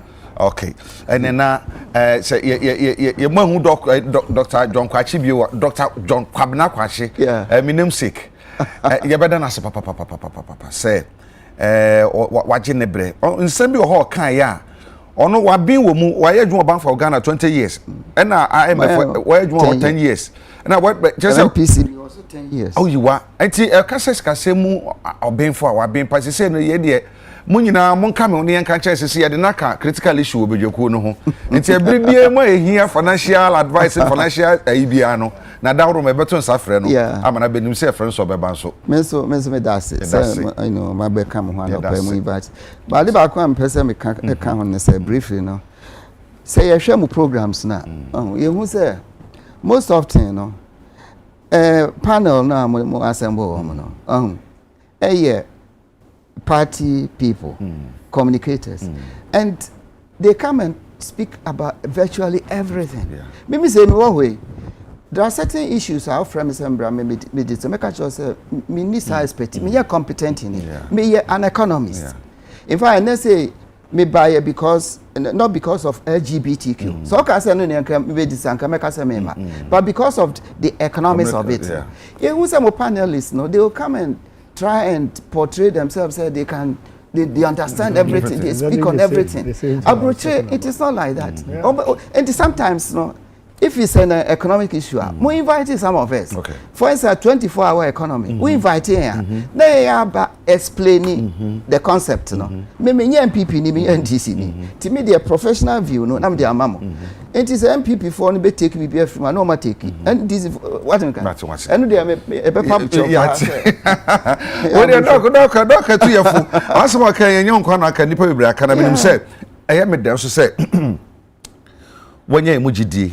Na waba na baka se bibini a first kasama yenton sanfro no ya djuma wura Dr. Sakwa despite him so for no father no nyina hwe menim se o mani age sa bre bibi o mo bia nti se bre no so na bibia no so beton sanfro no aba no abebo ya na nchirechiri mu ya da se bibiri papa ya da se doc sore kwa mo ma ne nya mo nwa afi yemra na koso wodjuma bibiri ye hu donti no ba nti ye beda na se na afi ya hwe na ya hwe dom kuma na shebedwam no ekoko BA National Cathedral no finance minister can say by the 6th of March 2024 no na we are commission, and so the state of the National Cathedral ye nyina nim say dey sit here as we speak. Ebinum kyerɛ sɛ minority for dem kɔɛ no hwehwɛ ni mu. Ebinum so kyerɛ sɛ wɔn mo yɛ de atwaban na dwen de so sɛ aban no na sɛ mampani ne tumirika bi a saa mirika no tu yɛ no adeɛ na ɔyɛ sɛ ɔyɛ no onu anim so ntumi nyɛ yɛ bɔ no kɔkɔ kan wantie ɛna ɔsɛ dabi na obi hu na dabi no so wahunu so ampa nti wahu the smoothness level. National Cathedral commissioned by the minority NDC4. Matthias. Agya Kwabena. National Cathedral. First of all, let me establish one fact. Sir, I strongly think, sir, Omampeni Nanado Dankwa Akufado.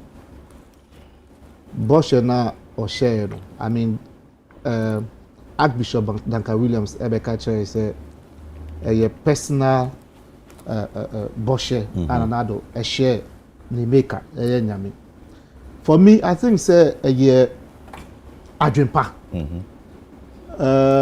Adwempa, but in a sense also no the entire maker say adwempa ni say onipa bia no as a Christian utu a kwan in your journey of life no. You may be ocean as ocean de nyakopa ya mawa sometimes o pese uye bibi esi na naimu yetete ha enye cathedral na ye esi na mum yenim de yeso ye amanyame wo inshira ne anase boban bi a wa boye no eho Bible mu ebisi David ka se obesi asori dan ama nyakopo Nathan beka kyerɛ ne sɛ enyo no obesi na mum ne ba Solomon ebesi ama no I think say president enisuade hu na ohun ye no asofo titro mo Ghana ha no omo nyina hu sɛ ɛyɛ adepa nti bebre na adom ahoɔden ekɔta ikyire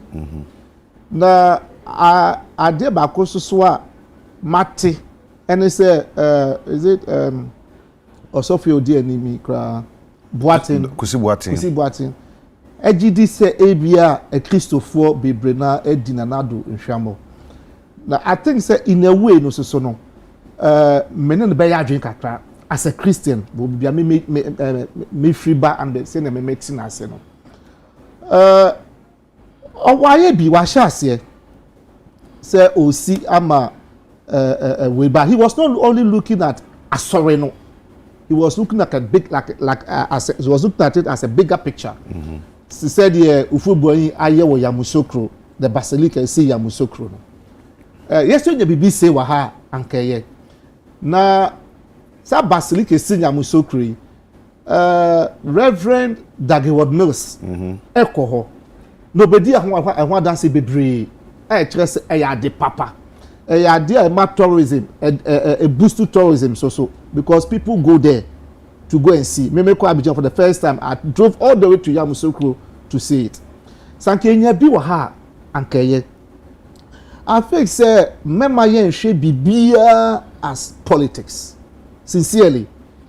A back at the seminar because of say baby ami free na minim de nyakopo ye manipa minim say they say you see that nyakopo ase. No. I think say the president had good thoughts and good intentions for the cathedral. But Long proposes. He proposed, but God disposes.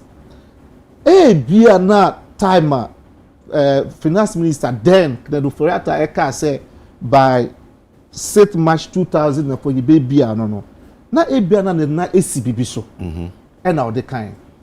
Now going forward no say yen chimi ensia I think say the minority no it is the politics side of it.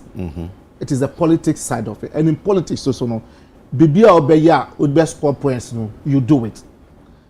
But see ye politics every ho na ye bano as nipa abrabo emu and I say spiritual and say nyamisumumu and I say bia yes ye I say ye see bibia I think sankaye somoko ekoye sade no ankaye somoko that's what I think and say somoko okay somoko ekoye sade no I didn't but and I made two things the politics side of it there it's okay.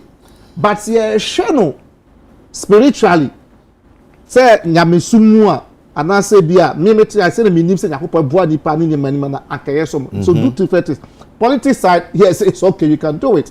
But other side no, I fix it because ye nipa kwapo no e jakwa ye nipa kwapo no one can say who see what down here sometimes you make say Bible say why no akwa see down here on your estimate end to home say obetumi esi and say on see because say when to me envie ade na ye beka say oh say ni say when to me but the same Bible kwapo no e jakwa bena wa bra Solomon eka so be see temple no at that time Bible friend Nathan eka friend said David said Oba Solomon the Babesi. What kind Bible catch said David be what said David Solomon edisi sada no. Not David a provider to her. What I say? Not David a provider to her, but Solomon so Oba Babesi. Them they no hear obesi. But our brother Solomon AC sada no. He had to fall on a certain king. And also a man in crop for equal to try a casa wood in the man. I forgot the quotation. I'm gonna quote you.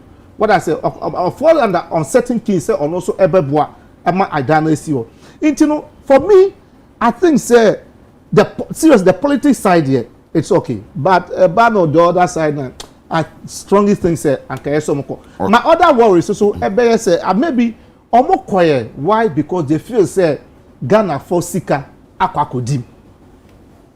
They feel, say, Ghana for Sika, Aquacodim. Because, you who say, yate say finance minister order sikabi ma ye di tua nkrofo free Ghana sika Ghana futuro mu say no kwande na think say that one we will frown on it because your personal promise and why yakopon it's so do personal bibi be ye component you so personal money and I say you can call for support they say dem call launch ya nkrofo bebre National Cathedral must make about 30,000 cedis. What I say, Mystica or National Cathedral. Well, but the fact say Mystica or National Cathedral, meaning the Yakopa Yamami, meaning the Yakopa Page me free. It is a ye be more minor. We could support. Well, it in the metri my Jacob, me paid. So it is my conviction with God. It may support and I'm so the fact say I could see something and I do you know why I did that? I did that because me say Bible says Abraham paid tithe to Melchizedek in the loins of Isaac. Abraham Isaac, no. So some of us as Christians, we have that mentality as a and a year Juma so. Intino say o man penika say obeye bibi amagana or no ankasa ne boshe wa hye nyakopo. Na say wantumi anya. Akwede say Jacob obi si ni dan. Na say o say obi amebo ano. Nkwafo bo na say wantumi anya. Yes we say wantumi anya. But we don't know tomorrow. What I say? We don't know tomorrow. It is hard day way say wantumi anya na say bia by the time obe free abamu wantumi anya na say aban foforo ne ba. What are they going to do to it?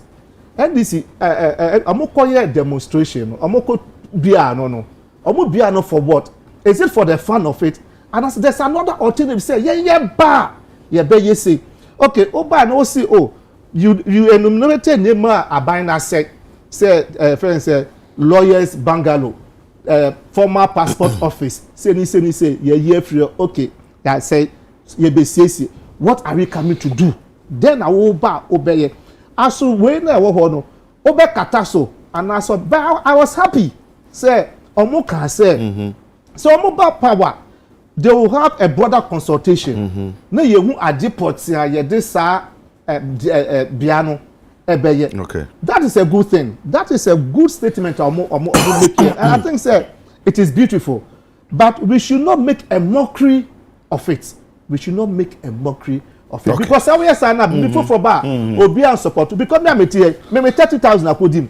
So I say na won happen what here. Yes, but obi so akoye, obi so akọ support. We yes na say bibi bona say Ghana for na ye support ya. Enkonfo will be enkonfo enko because bebrebe suro. For example, you can say Mama Vimo and UTV most of COVID buyer military focus is edan bi my. We all contributed. Well, as a real estate developer, I put in cement, me masika. What I say, I gave money to do that. It is a bibi pan say pass a sergeant to me and see what Kwabena farm one crofo. And can bibi brand so lunch say would people come? Yeah, but I say about to me. Okay, I think that the politics side of it is good, but spiritually and other side, I think say it was not good. Okay, that's it.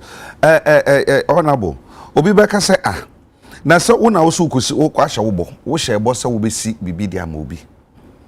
Na nyakopon na so ntumi anya sane one wa hye bo se utumi do boy udum so ntumi nsi a na nka so yen hwe controversies a sound sa cathedral hu ye start free se de bubu nkrofo adan a judges for adan bebrebe wo bibi num se adan na yankonkosi wo baabi na asasini obi dada aflower road wo ho akosombo road wo ho ye bitumi akosi wo baabi na ho no sa bie anu ye baako dan ebubu nin eyeka ene yabo anu emienu private improfo dan so won so dan so yedwiri yabo ka etuaka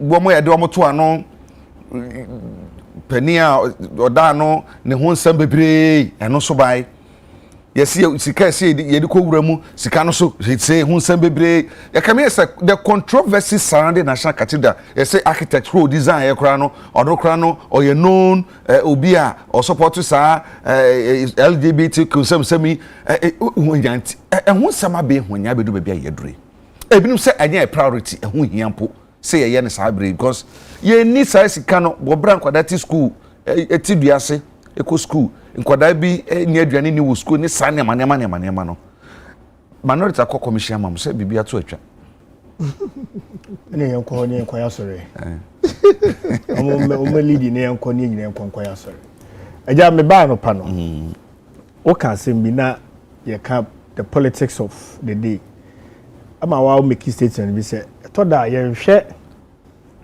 message no ye hwe messenger no controversy surrounding it awa keka obofu bebre keka si ani assembly ne say edien na ye pese si National Cathedral oni ye ya adwene ope de adwene na president enya say opese osi National Cathedral no adwene papa say adwene papa there you can put all the controversies aside and let's focus on cathedral na pese no ni yensi was me nte minua mendisi for no ase me nti o mase no kra me nim de o mo pese o mo achieve na de o mo pe se o mo ye because if they are not in support of the building of the cathedral mo mayo in one breath unti o mase o mo say controversy surrounding it in a way say in another breath a dino ayesi no so the or design ye the way say I mean I don't get it obi a share ni nyame bo say obi si asore dan de share ni munyam akwai fa so ayesi me de say minua panyin kra ka say or contribute a substantial amount to support it. They na acquire short cutting me whom panifo bebre we contribute we say eye sika ye gije free ye nyina manfo no ho ne nyina de asi ye nyina project me ye bibi sa o me district on 2 projects na me pe police posts e wo mem anana me sanso pe nkonya edi ama school for ti nkonya de na mika start here me frefra adofo di nkomo me kwa na me target here about 300 dual desk to cater for 600 students eja ye say gigiska amount for them contribution ban ye ni a yetimi aye 700 dual desk which is 1,400 students in the big cater for, and it is there. I will be here who are yachimkunya. Yes, also here another fundraising. I say the basic police post instantly. We do way but we detect we the simple. Like kaboom. Yet see police post no. I do no muscle. nti ye first time ye gigis kadia yi bibi no o se leadership ana onu di kan na yedi na chi ya ye kwa asori me Methodist ni Methodist church ya bo afore yesa enye di kosiwe eche di yewe eche di kosei even to the extent say Methodist University kwa koje bosa bia na so mutua esa ba asori ma asori tutu ska de support e san ka meka say me man ko Methodist University but assembly say ni nyina de boa ye kwa wo asori akese mu and in the Methodist church yes san so gigiska e de ko support asori nketo na e hye yase no ye be synod week ni etua MDF Methodist Development Fund ni etua bibia you will pay se be ya o de be boa asori because nyamesom no ho bi se eno ne ya asori ne hyehyei asori na ewo ho aye kuo enye se ankorankoro bi ena ekohyebo ebi asofa akohyebo se mepese mikoye we ono no wa hye nyankopon bo enye asori responsibility enye asori na desoa enye asori na dwuma enti so no nim na ho ode o so betumi de aye enti so wontumi anya na okasa asori ma na ebesi a na eno no ye fa ne san ma na tumi aye eja no ma ofie ona aye papa yes na wakohyebo se ube bibia manyankopon unko wa ho di ntumi nti wo mana wa wo mu na nyame enam wo so amoma pija o mbehwe se o papa ni begu ase ana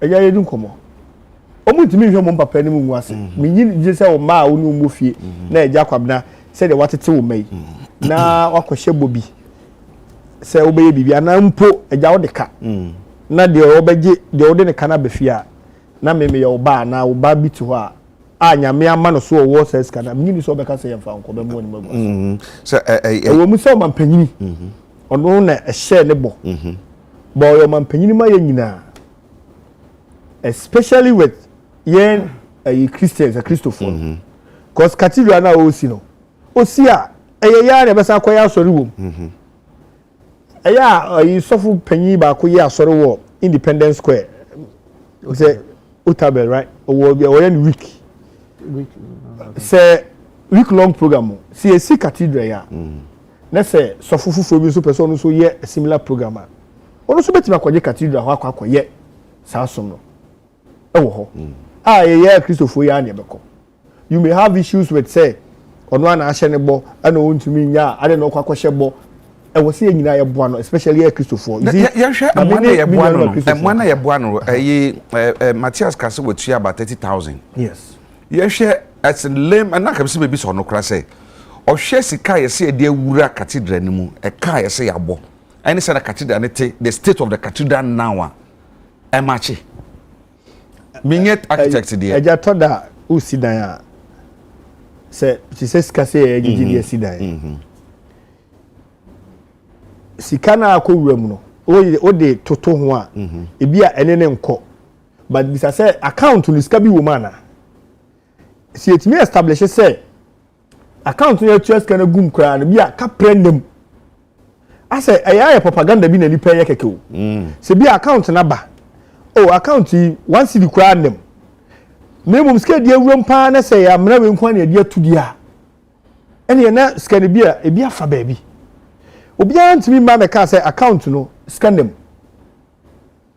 papa itu ani sika menya so de ko show obi nsem you paid into a dedicated account even here was short code bi a ye de tua saa de ni nyina no they have a secretariat that course exactly enti ajama omo ya saa no nkonko fa the bank statement emra ni hu se ska ya tua no ya tua ni tua na say one no nkofa mra onipa so de discuss no we discuss na se no kuremu ne wundi sikasa tio de ya de na ma no aye no kure nyankopon na hote ose so be somia honhom na ne kuremu enti se bibia yesi ama no ese de no kure na esi enti so bi wa akire no se sika de man ko sika no madi a ese no kure betu ade ye pese no kure de no ade tsa ya wo maka asam no fa ye ho no even though muka say whoever He who alleges must prove. Send away yes. And he say me ka efa nyamesam ho na sa nya no kore a ade na wo mfa nkrata bi mabonche hwe sika na semesi na mabonche o ka se ye di ni nyina akora no hwe sika ni statement na no ni o se pe de ye afiri ho se na da ho na nke nkum case no once and for all. We cannot be busy buddies. Ya etua sika no. Ya ye etua no. Ye complaining. Wa o think ya wuntu e bi no. Obede wo say do complain na tua. Ana say me matua me complaining. Na bia opanyi tie on complaining. E bia wo na wo mpese obe complain. Say utua, uni ba bia utua sika ko. The secretariat course obe frɛ say o ye nsa ka sika wi na ye da wase. And you know say sika na ko. Obi bia o wa abonte we de bia ye onu onti akapre. Onti akapre. So granted. Akapre na oba be pe ho ase. O man so man sika so akomu bi. Nti so man sika so wo mu bi dia onipa no so indirectly no ono so achia nti no ono so have the right to know say scan na mati say o man sika mo kokoye no e de na mo de aye na ebu ho akonta na nkanye no ano no o man sika na ekom no through the finance ministry nti ye wo any issue see asem no Agya Kwabena yanka ni a me Agya Kwabena me ma ba betam ekuo sika de abrewo e de kwan se fa ko di djuma na obi ba bebisa wo say enye obi onu wo ye ekuom e ba bebisa wo Agya Kwabena won ka kuo no ho say sika bi aba ho ti ba ya account odi ni sika amaw bra wo kuo wura no ho a wo du sika koma no no ma ya sa account no nchiro the National Cathedral Secretariat ne board ne ade no independent and separate from aban no and he said the government of Ghana ye nyina citizens ye nyina contribution ka ho a ye tie sika wosomi akatua ye tibi kom no to bibia ye tie indirect taxes no akwakọ wura ho a go and ask from the this can kokugo and yet the board you okay expenditure no when they say board na expenditure no the board na disbursement scan no mebo anya board no say board na disbursement scan say board na disbursement scan dia wo mo na ese bu akonta de kire obebu akonta de akire do no ya ye kotua sika no oba be kire say o sika de ba ese nya dia ye enti ono no board no bebu akonta akire say finance minister de call ya the finance ministry because the finance minister pen e betimi akọ parliament and so ko bu akonta say sika say ni enti no ya akọ present budget or to the president because president so betimi akọ parliament in the state of the nation akọ tuga enti the board chair or the board secretary of National Cathedral there own for sika bia nkonkoma yante sansem na se a ebeye back and forth now how would we get the say finance minister say o manu bu akonta yi no say National Cathedral Secretariat no e da akonta bo no be come finance ministry na finance minister be kan de akire parliament ansa na yen yatumi atibia na am say we would sika bia koma na Musika o de ma hwan Musika ho. We dey aban. Exactly. And aban dey kwa bibi. And so go to aban and ask of. And aban so yes. You see, what him say sometimes no, o ye ni maybe a o hwe nipa no di anim no. And ma o ye ya wo ye. Mefs no, sente ma me yi size can e de bo Cathedral no ye Duncan Williams ni penifobia nhu omo e wo omo se mu di we ni. Me kai say on the day of lunch that we na beka Archbishop that we catch say a year private sika and the babe some eba hu bebre kwapo no he even came out again to say oh no nim the time odi nim kwa ni say na odi say a present no personal promise on catch Jakopon and odi ni because odi say a private sika and the babe ntina omo lunch omo frefra manfo say omo me contribute and on that particular day people were giving $10,000, $50,000. I mean, it was there. And when to mom court secretary started say a friend for say oh promise awoye no say for friendly promises and people are paying. Na matete be say nkofo so bebe so eja etua because they don't see say the aircon. What I say. Into Saje wo ho. It's I think say omo ankasa no na say omo tumi eka omo asem kire because akwet say omo agya ni nyina amafo and amafo ye speculations what I say but I think say Reverend Kusi Boateng I think during this week wa ba at Abeka say oh I am for so much discard, but a very difficult class of because of Okako is Kakodi because what Pentecost of no down no oh mouse I'm quiet obo Reverend Joyce I what I say obo I mean I saw from penny for some conform many that's these two people compono I am conphobia omonim ewonyam to say enumnya no mukita no I don't think say ebi ombe massa kwan ama akofo diska kwa ankomo kasa no omo jigana fo hwamo what I say me cathedral no baby a eye me ya kakra ene baby a manti ase eye se do mutumi ebubu adan a esisu eye because bampa another example unim yamuso prode no code word no ekot ete no ho kwa o ufu gban ko sim we chire asase e da ho be asase e da ho a eno te se na okay aka e betuma yes ade but ene ye bubu adan a ebubu adan si onti imagine say sa cathedral se be for 10 years and I say 20 years na si crumple na sa offices and I say sa dan sa ke si wa ke benya so fa so se ko nya baby e we chire kwa edisi ya and I think say sa dede na e won ho ene no and kasa dede ni ma because ye mba say e bu dan and I say aye say I think say sa e dan ni manima na ye say no e na ma dede no asori bebre but then me bisa me question say no question say yes sika no finance minister and eyi sika no e de commander aso president Akufo-Addo and say the ministers and so for no jib so beto bosika tina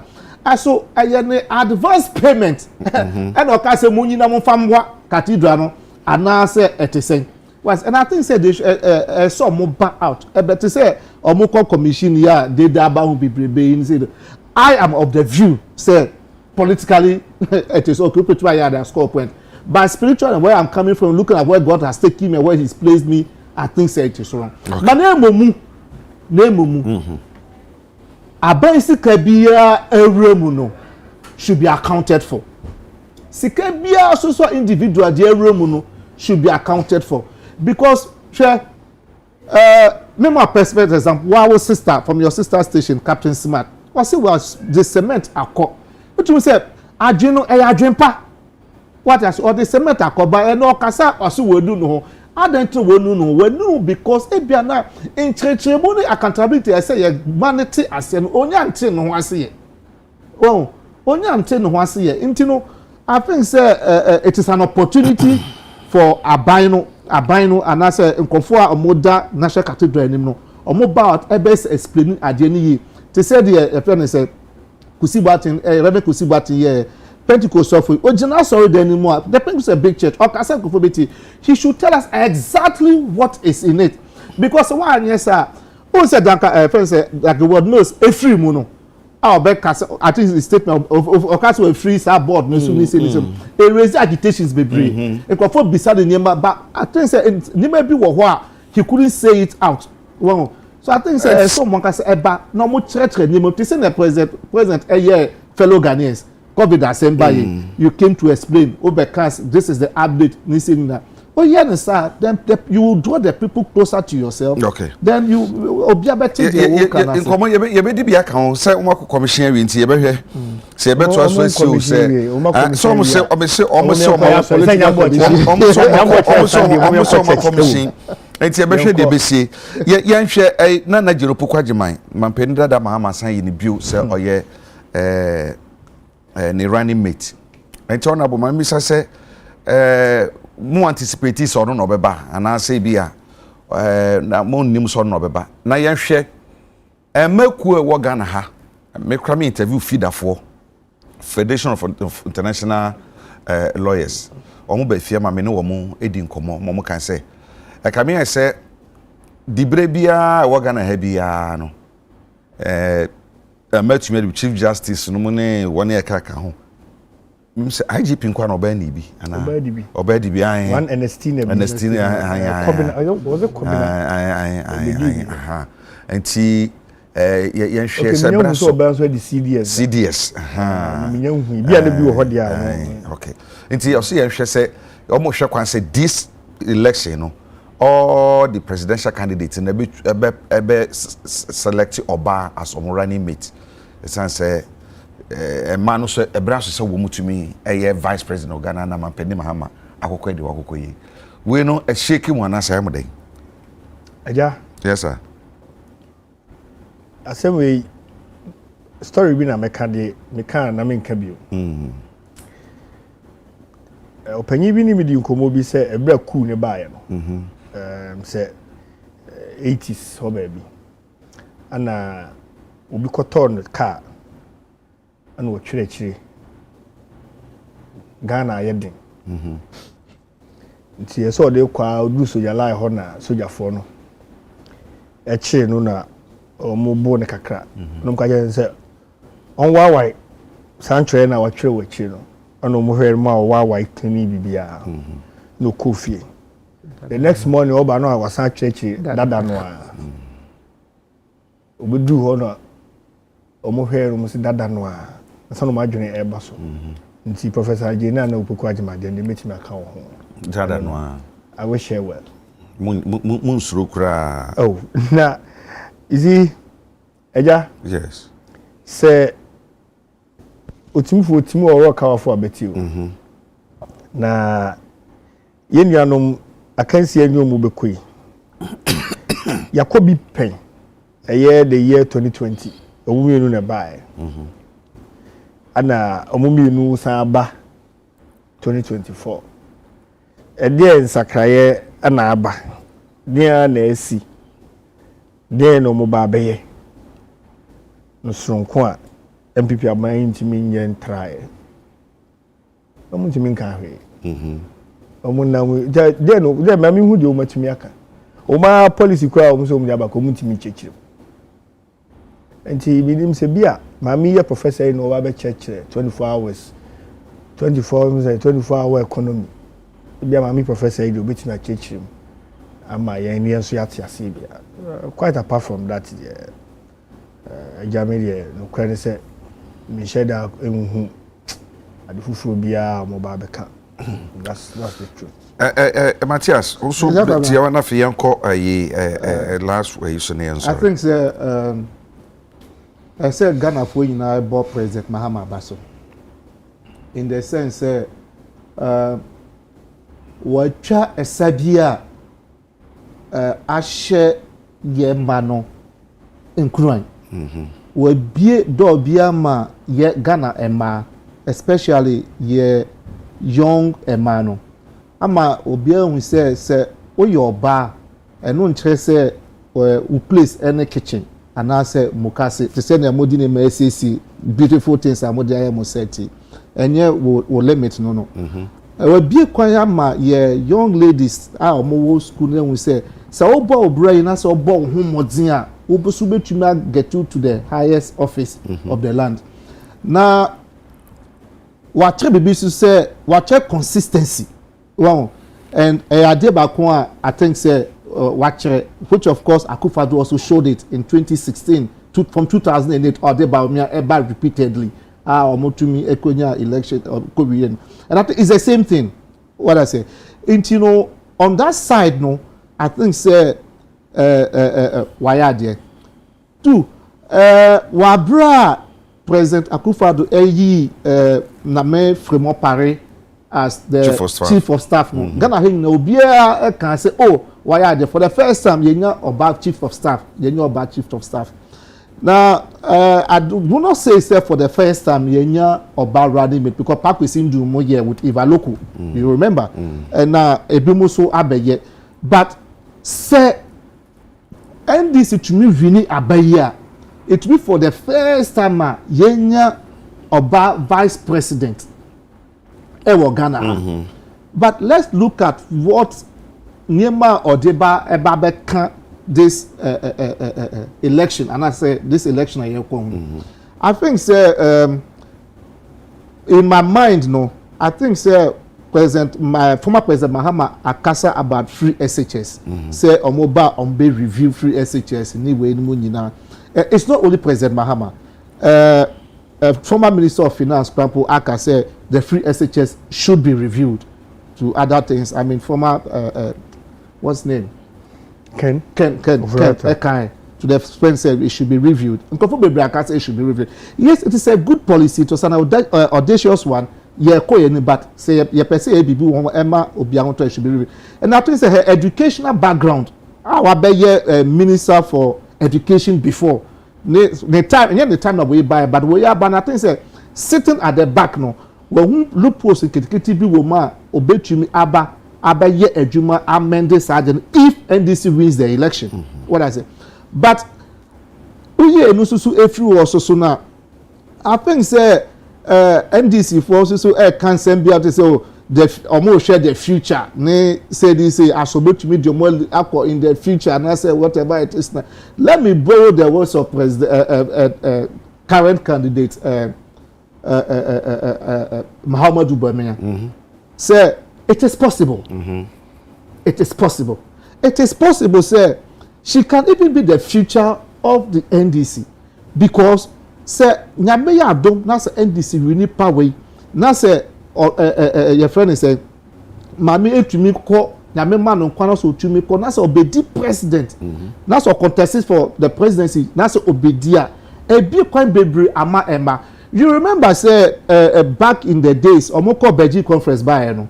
Say whatever a man can do, a woman can do. So I don't think say this is the time for us to denigrate her. Say you push a man who your bema, who your bow, who your denye. You push a man. As I say obey winning election no, and I say winning no. For me, that is not what I'm looking at. Okay. But I'm looking at the fact to say, and then you were female chief of staff. Yenya attorney general chief justice Oba yenya Oba oye running mate to a major political party possibly no obetumi. Let me still borrow the words of president Dr. Baumia. Now Baumia said whether she wins or not and now say whatever it is no, it is still possible. Okay. Whether to the future, for the future or present, it is still possible. And I think it is a beautiful choice for the president. Because knowing also say free central region. And we know what central region does in our elections. But as I said, central region so bad trauma because of say Ofriho and I say because of so your banner, because of what the ticket of the NDC. It is the choice for the people of the central region to make. But apart from that, I think say President May should be congratulated. President Mahama should be congratulated for retaining her, just like Akufo-Addo was congratulated for choosing Fremont Pariado as the chief of staff. Okay, me dan see. O de ye bre na ye bia ne sa ye ma ya hwefo atiase se ene mo hu andi sini bia o ha enye mfomso a de ye so be si o manan abre bia no ye nim so beba o je pene so beba a ye hwekwan so beba enso ntumi ama meka ye nsanti enfiri yen mo hye no so mfama yen pa e dan see. Wo de ayra wo sam ne ye di twato. And it's John Kuma. I've known John Kuma since 2012. I think 2013. And I mean who John Kuma. Maybe no HCI our court. So a lawyer name. Until Minisha court. It's court na. We didn't know. Udidi mo the baby ye. Penny why youth entrepreneurship. NEP. National Entrepreneurship. Yes, obey you. Or yeah, me kai ni saka di brenwa no from Simunia. Baby edemi akoko hyeni o. Na so ni asempa. Wo ye baabu na woni da ho ede ene na yesa won so sorry, wo ye bibi na wo de ji odin asaba kwa awako. Nti me man few advice ne suggestions bi. Ema and energy ho, but unfortunately so implement is when to implement it there. Me to me kire ene de si. Yenhwe ko hokui yo ni wui ene nsebo epipi fi akire akame say uti nsebo ni bia ewo na asofo ka asofo bi ka ewo ne aya ensodrofo bi ka ye wo won nso a eben chairman so obi eka onyini say uso ni mu a information e bra ni enyina information no so nanka anamo bi o he betu a yatumi atu because so e president de na esi atumi nyina so bi na nipa isusu so mo yes ano asotwe bi ho a yetum de ma na ye ka no ho sei no den na kire honorable we de ye bre no ye sema be ye nwotwe nti enche ne nanan Agya Kwabena me a lawyer ni me mma metra TV so na me so me did the amount for kai chire conjectures and unfounded allegations so bi wo nyina so bi a on famra ye metima ka ho no mema menua panyin Dr. John Kuma na busua a wagya wachi yakọ MPP abusua ko so ye ma ho yakọ wo da so share 2012 me the first time I share in 2007 na me Tescon PR na menini edi dwuma sa time no so ye babu pa nti ono abokole so amankwa Dr. Gideon Boakon no so amankwa ye youth organizer mention that time no mention yes now Dr. Gideon Boakon and no John Kuma and Dr.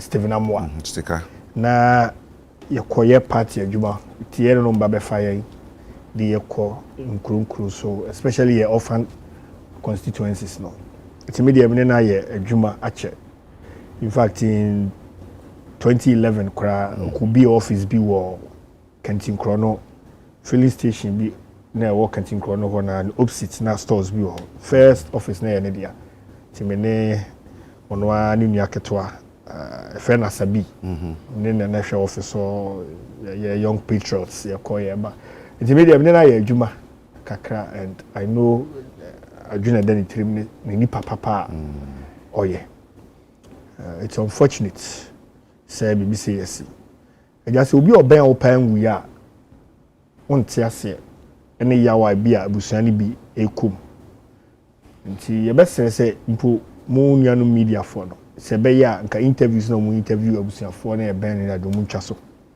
ko de aduro na yawo na aba yawo ba san so bia be ka bibia e be yen sa de nsem na ekoso ne ade ne de so bia wo any evidence ofanko police station no nkoka na afi into ho should be say police for say invite wo mo police force with me invite you okay nipa no so voluntarily bit me akọ police station e akọ ni ntwa so dede no doso say o hwere wo de hye na abrebia obeso radio obeso TV ni e ka no ho asem o TV so a na radio so a eya e ma ya ono kra no ntumi emfiri mu oja abusia wachi titru ni ma kra nketwa na mbeka o radio so ene obi ad ne be ko school a oso radio jibi kra na ne ma ne ba ko classmates atim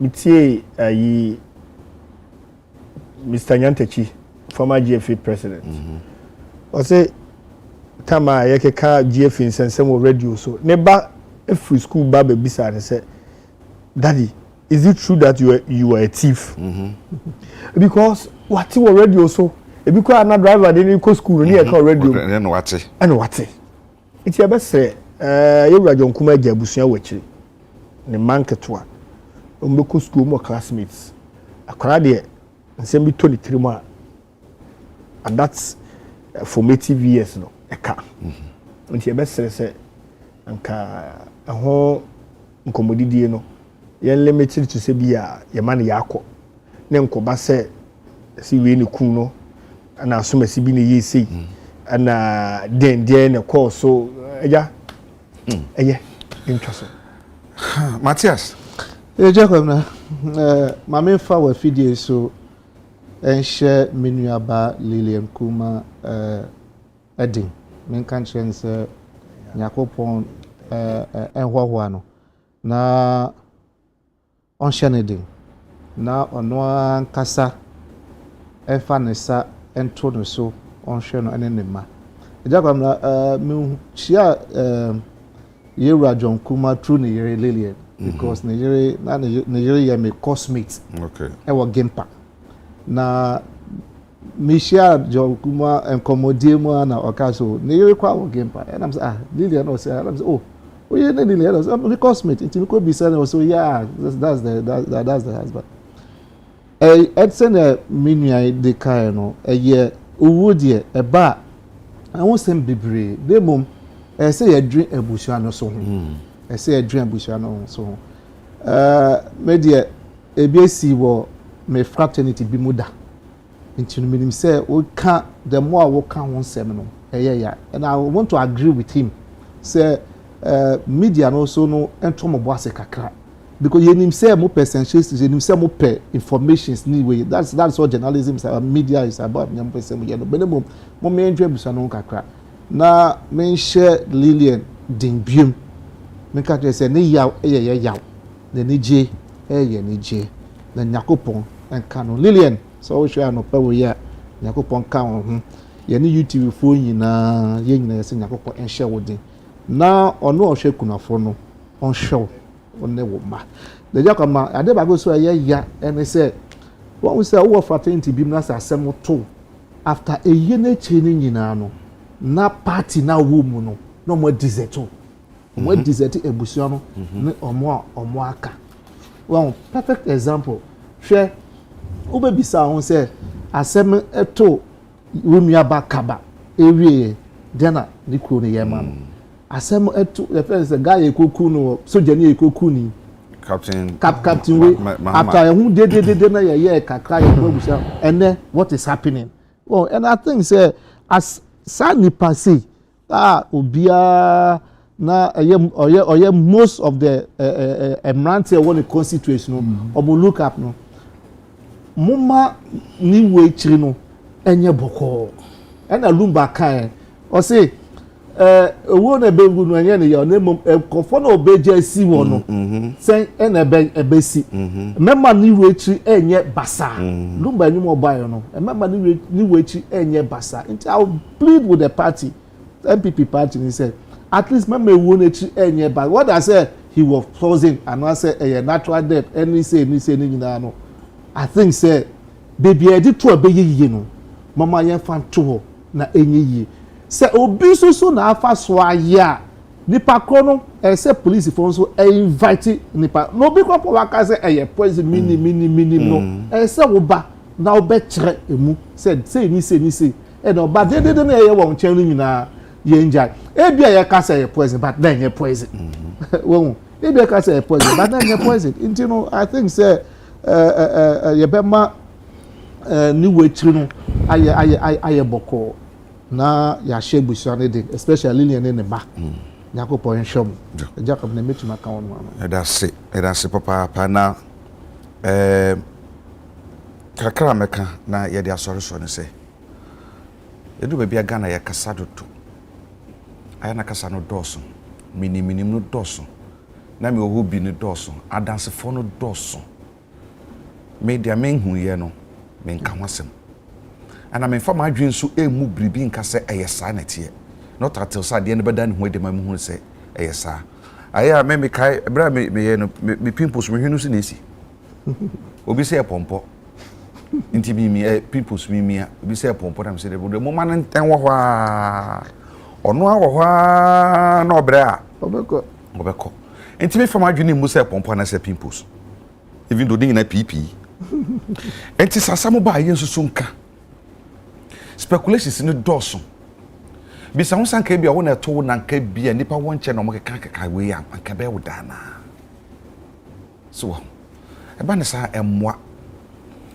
mo man ni kura nya dimpa esase ye ka nyina kwa ba no ni o se Ghana o man se kasam so afa be de akire yesi e wudro no bi de ma na ewu you understand it's no etanishi image e wa ma no ne pass ye ni mu a enti e be sere se wo bribia danse bi obabi a boko ko hu bambofo mi hunu we na se bia wo kan gegege nyina na se be wiase na se nye no fear panic ni bi no akoso na meboa enti e sere mo amoye sa ne se mo beja ya mo nya mo wo bibia mo fa nkoma bambofo no mo hwehwe mu na se no kore se nipa bi na yes anso a yanchi wo mo na so hwe bi wo ho a ye fa masa form gidi se ne sa ebeboa pa enti on behalf of critical issue ye team yi no the producers nyina no lawyer John Kuma